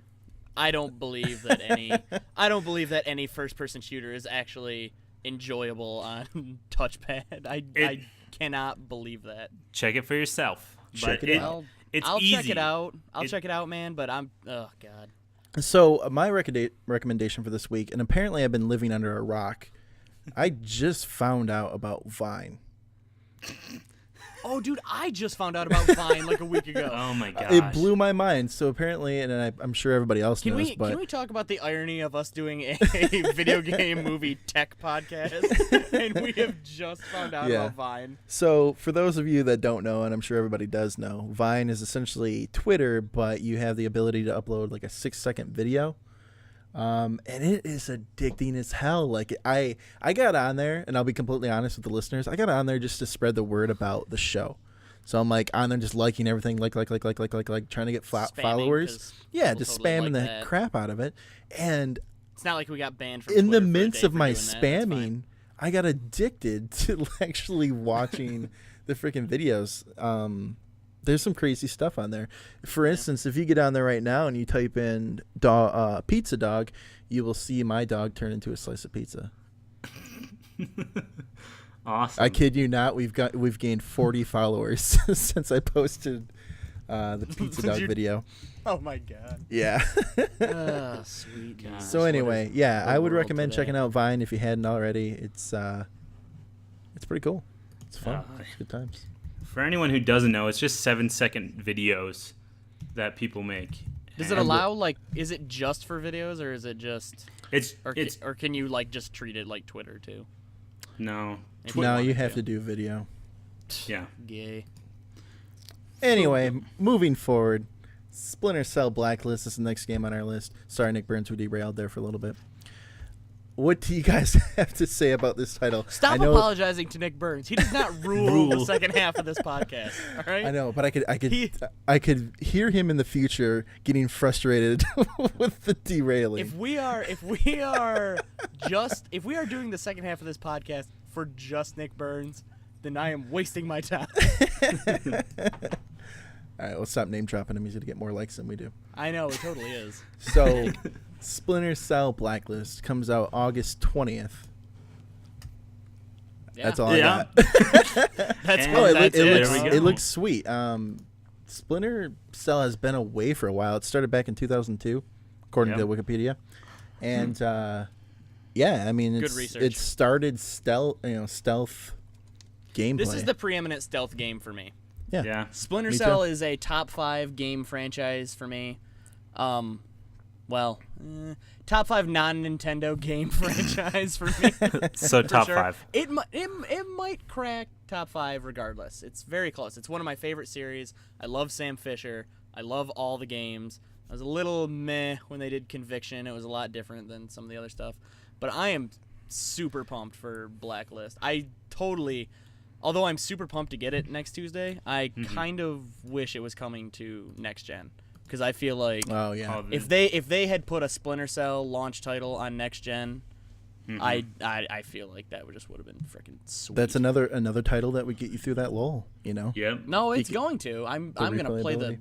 shit out of Splinter Cell Blacklist. I guarantee that. So I did watch a quick featurette on this game as well. We do have the co-ops back. We have they've actually introduced a very similar loadout system where you gain perks and things like that, similar to Call of Duty. So after you complete every mission, you actually earn money to unlock different equipment upgrades and things like that. And your main base is like a plane. Like you operate out of a plane in this. That's just your group is circling called the Third globe. Echelon, and your entire team operates out of this plane. It's called the Paladin, and it's just like this massive sky fortress, basically. And you do a lot of your upgrading and interaction with your team on there.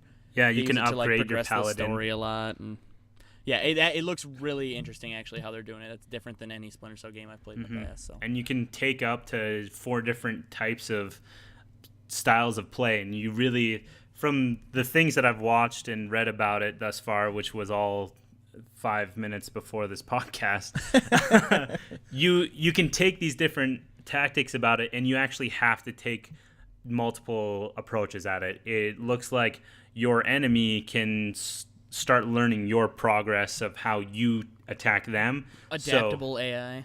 Indeed. And there's some really cool... The game is confirmed to be you can complete the entire game without killing anybody. So, Yeah. Or you can consider complete that the for a game second. killing everybody. Yeah, you Which can. I totally. love. I love that freedom, and that's The not three not to glorify trees. The Last of Us, but that was the thing that I liked about The Last of Us. Right? You're not freedom. You're not stuck. You should be glorifying The Last of Us, by the way. Assassin's Creed, right? There's a couple missions where you have to stay in stealth. If you get spotted, you got to start over again. A couple missions. It's like the whole damn game. I know. I cannot stand the linearness and an open world like that. So I love how The Last of Us and now Splinter Cell is saying, you know what, you can do whatever way you want. You are rewarded accordingly based on your stealth level. The three branches that in the game that they've called them is called Ghost, which is completely nobody knows you're there, completely non-lethal, just slip by everybody. Then there's the Panther, which is like sneak assault, basically. Yeah. You can kill, but you never get caught by anybody. And then there's just frontal assault, I think, or just called assault or whatever, where it's basically you go in guns blazing and murder everybody. And you are rewarded, experience points wise or money wise, however they're doing it, based on those. Ghost is the most rewarding, Right. Panther next, then Assault. So you're kind of rewarded based on your play style, but it's more difficult to make it through silently, so you're rewarded as such. So I think that's a really interesting way that they're doing it. I'm very excited for that mechanic. I think that seems very cool. And Splinter Cell in general is just an awesome series for anyone who hasn't played it before. It's like, who doesn't want to be the world's best super spy? Yeah, I mean, right. Sam Fisher is... he could wipe the floor with James Bond. Seriously. And he's the freaking man. For this as well, Splinter Cell has been the forefront to me of graphics for any of the platforms that it comes out on. Splinter Cell always does look pretty beautiful. Yeah. I don't know if I would say it's... I don't know if it the stands best- the test of time now, but No. I remember when it came Obviously- out. obviously When it came not out on the now. original Xbox, I remember thinking, man, it There just was looked good. you could go through like a curtain, and the curtain would actually be caught on your shoulder and like move, and that just like blew my mind. That Holy curtain crap. They got that new curtain engine this time around. Splinter Cell always does look great. I don't know if I would tell you it's the best looking game on the No, console. But I the best think action game. it's- They I don't know if that's true either. The things really? that Naughty Dog does, what would you put in front of it as far as an action game? I would put Uncharted 2, Uncharted 3, and The Last Yeah. of Us. Basically anything Naughty Dog does pushes better. the system to its limits. Okay. Those are the most beautiful games on the system for me. I haven't seen Blacklist yet, and I'm sure it's the best looking Splinter Cell game to date. And I'm pretty sure you could probably stack it up against most other games. But Naughty Dog, for me, best looking games on the console, bar none. All right. So it's gonna be gorgeous. I'll take your Blacklist is gonna expert be awesome. opinion. All right. I don't know how expert it is, but It's better than mine. I so. think that's a industry standard. I think most people feel that way, Okay, so everyone's trying to get there. and I certainly do as well. So running, you got anything else to say about Splinter Cell there, Nelson? What I'm talking about is the Spies versus Mercs. the This is the- multiplayer co-op that you can do. Yeah, this is the thing we may be doing for WCST Let's Play. Yeah. So this right here, you can be the one trying to get information from what's this group again, Miller, that they're going up against? It used to be third echelon, but I'm actually reading on it right now, and apparently Is they've it the changed fourth? it to. Yeah, I think they've changed it to fourth in this one. So you're trying to get information from them, or you could be working with them, and Which you totally should. You're either the spies or you're the mercs that are highly trained assassins, basically trained to kill you and anyone who works with you.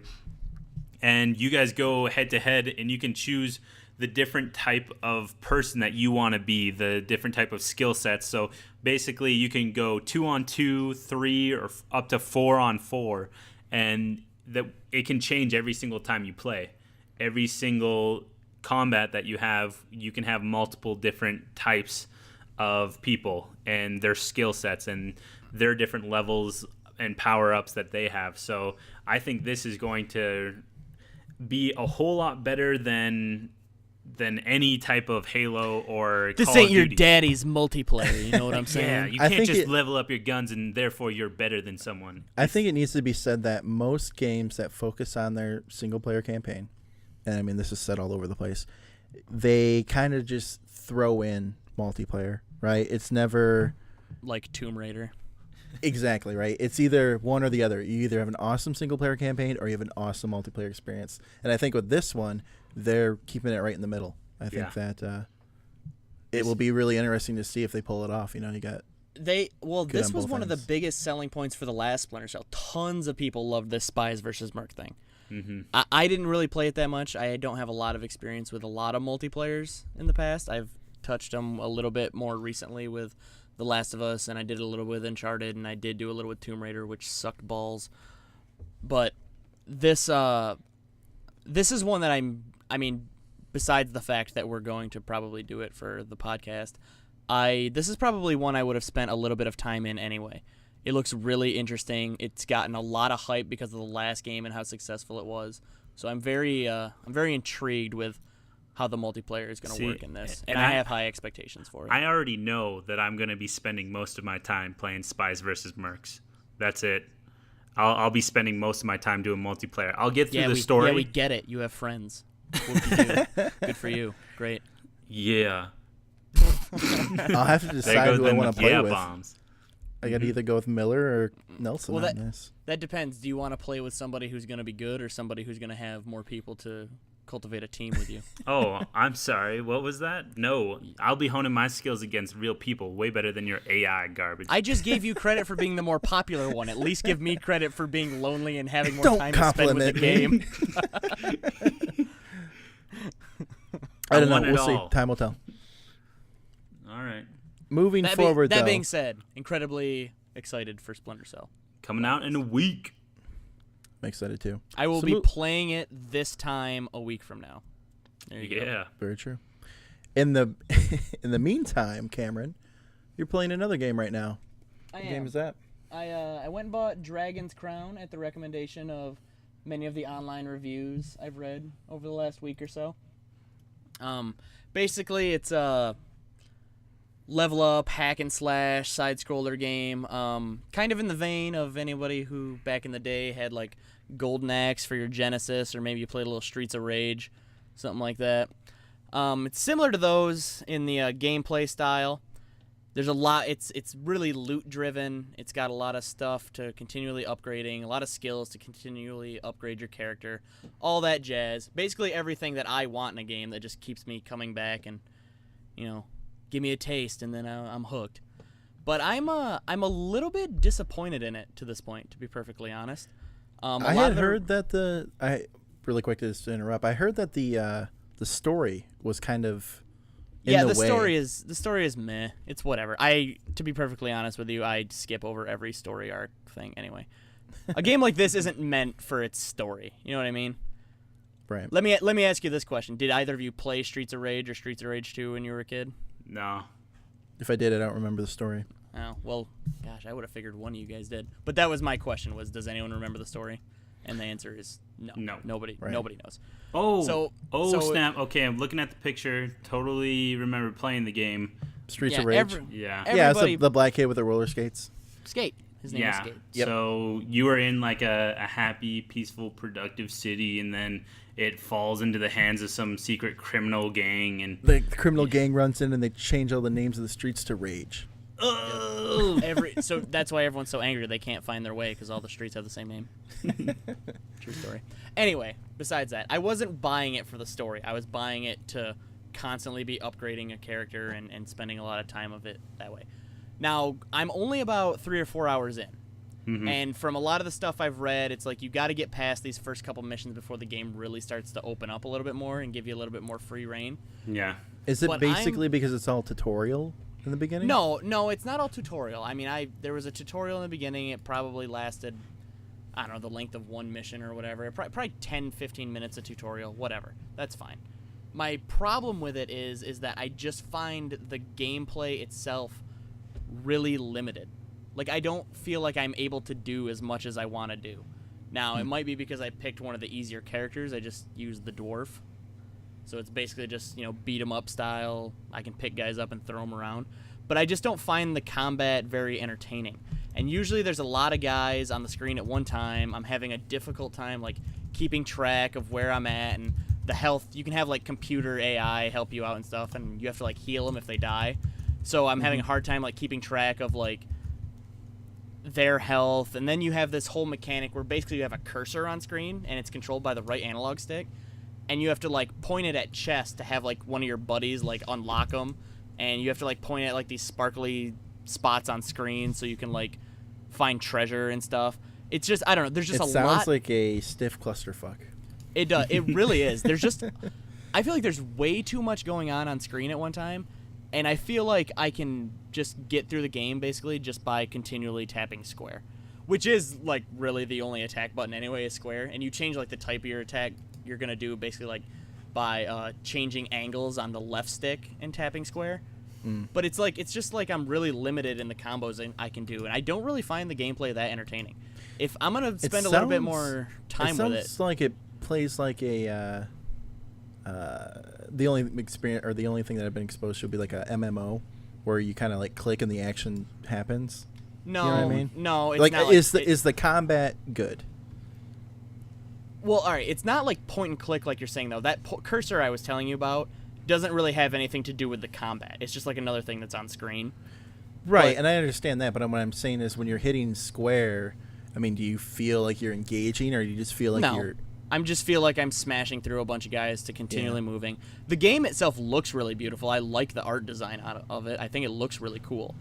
But I just don't care about the gameplay, like, almost at all. It just feels really repetitive, which shouldn't be a problem because beat 'em up side scrollers like this are all really repetitive. I could sit there and play Streets of Rage 2 like all freaking day. I love that game. And it might be because it's just from a time gone by, and it's got a nostalgia factor for me. Right. Because if it came out today, I'd probably be like, well, is this all I do?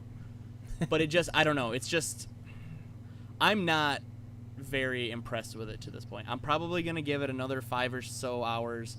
If I don't feel any more connected to it or any more interested in it, I'm probably gonna wind up trading it back in. If you told me to give it a score right now, I'd probably give it Cameron, a 6. give it a score. I'd probably give it a 6. Okay. So, I don't have the It doesn't get expertise the that- indie bump that I gave Brothers. No, I'm not giving it the indie bump. Or if I am, then it's really poor. I mean, obviously I'm not as skilled as a lot of the reviewers you see online, so I would trust them over me. But I'm just not loving it at the moment. To each his own. Yeah. Indeed. All right. Well, we're getting to the end of the road here, but there was another item on the list that we wanted to talk about. iOS 7. Oh. Nelson Piper opened the doors to iOS 7 for me, and I'm like, yes. I get into the beta early. I can get this on my phone, check it out, yada, yada, yada. Download it, put it on my phone. Lickety-split. Took maybe 10 minutes. Super easy. Super easy. I used it on my phone for about a week because it was in beta version. It sucked down my battery. Oh, it still does. I go back to iOS 6 and I lose everything. Did you my follow phone. the instructions though? Yeah, that people yes, wrote? I did. I Okay, followed then the I'm not going instructions. back. What happened was I have a really crummy USB cable to my phone. You mean you and just have a really crummy iPhone? 'Cause I didn't hear that.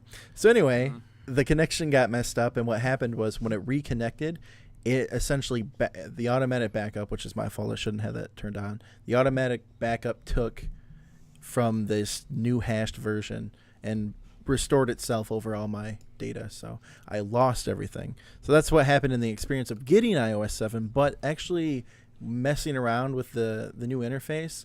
Mm-hmm. I would say it's different, but it's not anything that's any great. So it's like every other iOS update ever? No. Sort of, kind of. The thing that you got to remember is that you got millions of people using this device, right?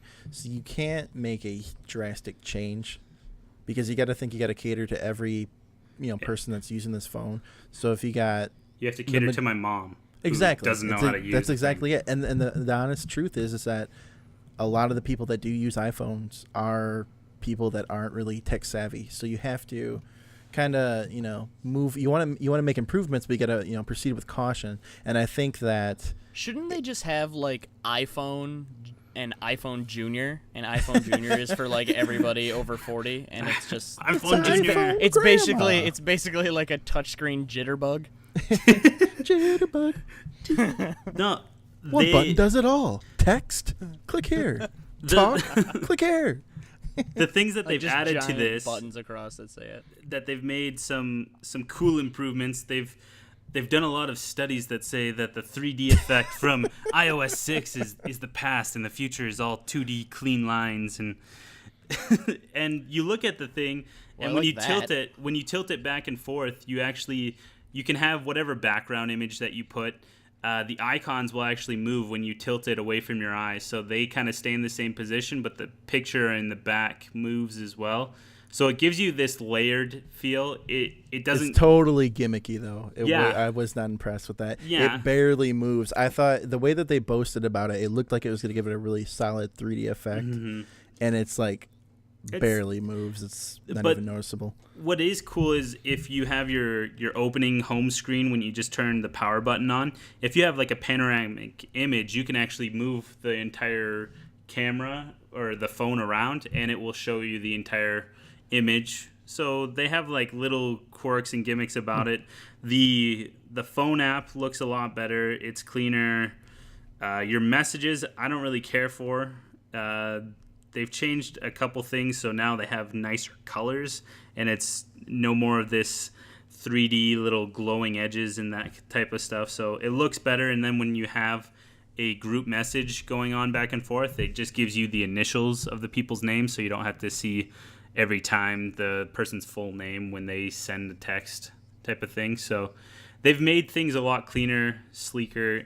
I like it. It's just right now, obviously in beta, it just sucks up my battery, and after Paul's horrible experience going back to iOS 6, I just can't go to it. I can't do it. So the one thing that they changed is the open apps. If you double click on the home button, it brings up your open apps, so you can kind of sift through it to go to another application. Yeah. That feature it's pretty nice to hop back and forth, but when it comes to closing open apps, it sucks. Why? Because you got to flick it up. Yeah. And I'm so used to having the little icons on the bottom with the little red dash to close them. Yeah. And I'll literally click the first one and not move my finger and just keep hammering it down, and I can have everything closed within like 2 seconds. Now all you have to do is you just have to flick up. I'm doing it right now, and it's taking me no time at all. Still, it's not as quick. Or you could just have an Android download Task Killer and kill everything instantly. It's true. It's not good for the phone though. Who gives a shit? It's a phone. But can I still call, text, search the internet? Great. That's all I don't need. know. You got that one button. Yeah. Jitterbug. The other nice thing. Because Android is so much less sophisticated than Apple. No. I will say Android's gonna beat out the iPhone. many dark alleys for you to get lost in. But your iPhone setup now, you can make your Siri person talking as a man. There. Yeah, I Hey told there, you Bob. that You got an appointment there. I told you that was the biggest feature. It has that. It's a lot better with reminders when you try to set those up, and you also have a lot better sequence. I feel like that double tap and seeing all the different applications that are open is awesome. And you have now, like Android phones, where you can slide up and it gives you all your different options. You can put it in airplane mode, shut off your Wi-Fi. Flashlight. You got a flashlight finally. You don't need an app for it. Custom And flashlight. you can get you can go right to, I guess, the 4 basic apps that everyone uses is your flashlight, your alarms, your calculator, and your camera. One of the cool things that I liked was the photo, your photo, whatever, your camera roll. Yeah. It lets you, it organizes your pictures based on like a date, and you can actually go back all the way out and see all the pictures you took over the year in this like tiny little cluster, and you can click on them, and it's pretty cool, like how they organize all the photo data. Yeah.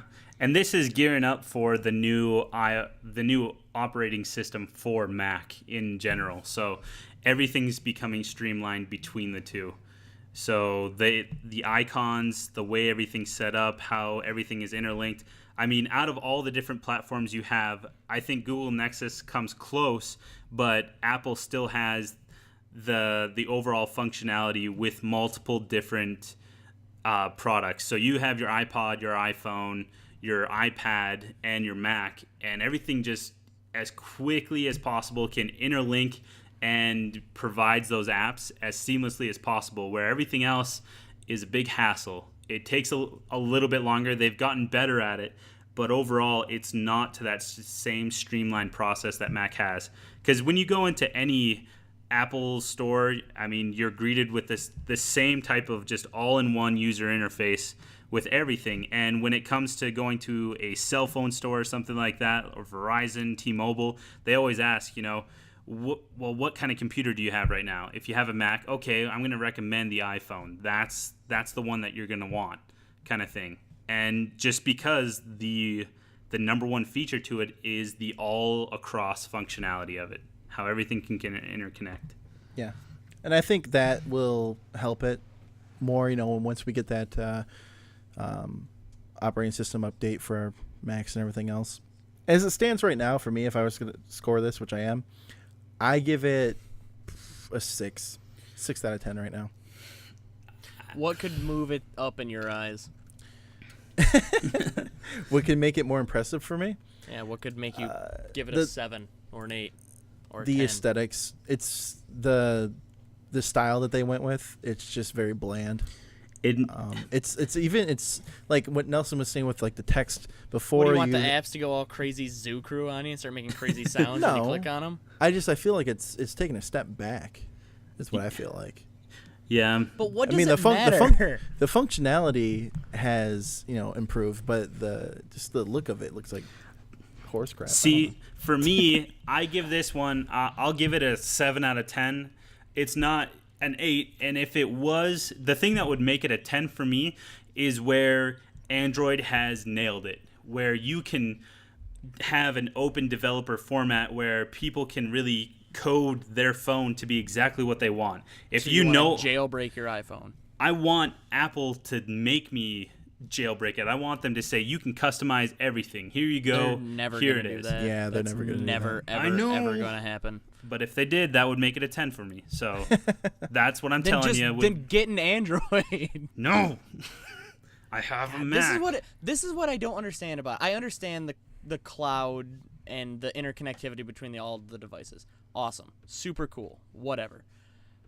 It doesn't let me do what I want to do. What do I care if I can interact between all my devices if I can't do the shit that I want on any of the devices?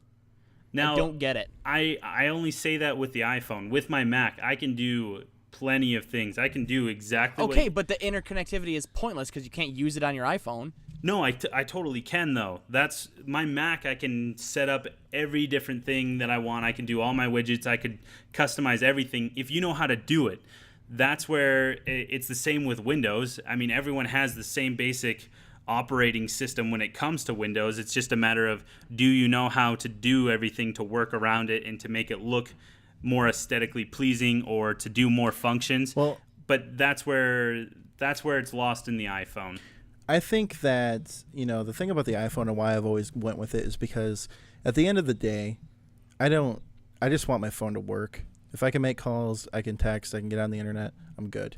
With an Android phone, I haven't been with one in a couple of years. The ones that I had before, I've always had crashing issues.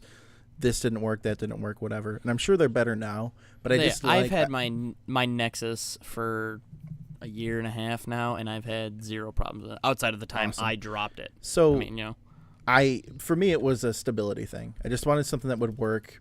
This is the way that it works, yada, yada, yada. I think, though, with the Android stuff, you do have the freedom to customize it any way that you want.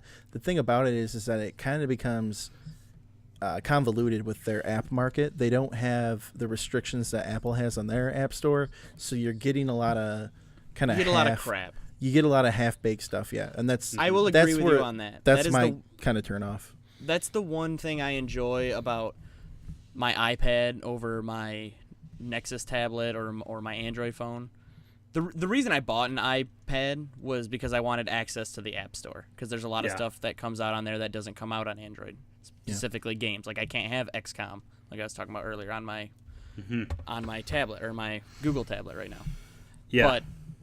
And that is the one thing about Apple that I really enjoy. I think that their App Store is great, but it doesn't let me download. While there's a lot of crap out there, the main thing that I want to do on my tablet and a lot of times on my phone if I'm traveling is play emulators, and I can't do it on Apple.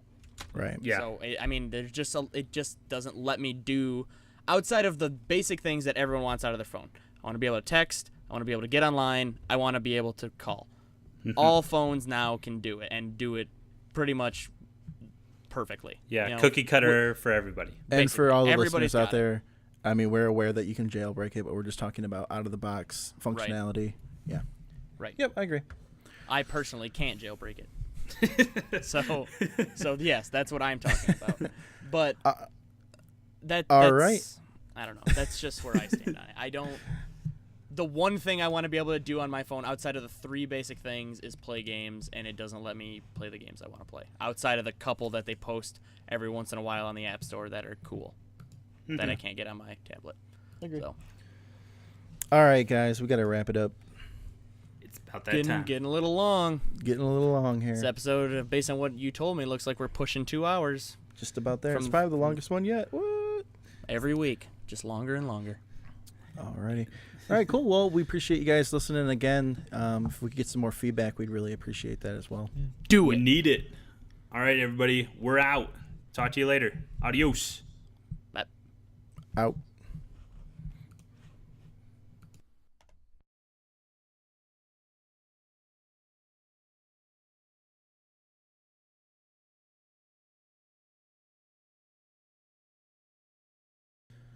So that wraps it up for this week's podcast. Thank you all for listening. As always, you can follow us on Twitter at WCST Podcast, or like our Facebook page at facebook.com/WCST Podcast.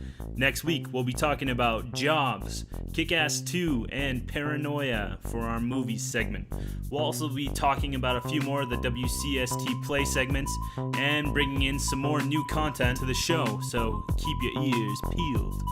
Keep up on the blog as well to see more of what's coming next week. Go to the site, WCSTpodcast.com, and ask us what you want our blog post to be about. Be our director.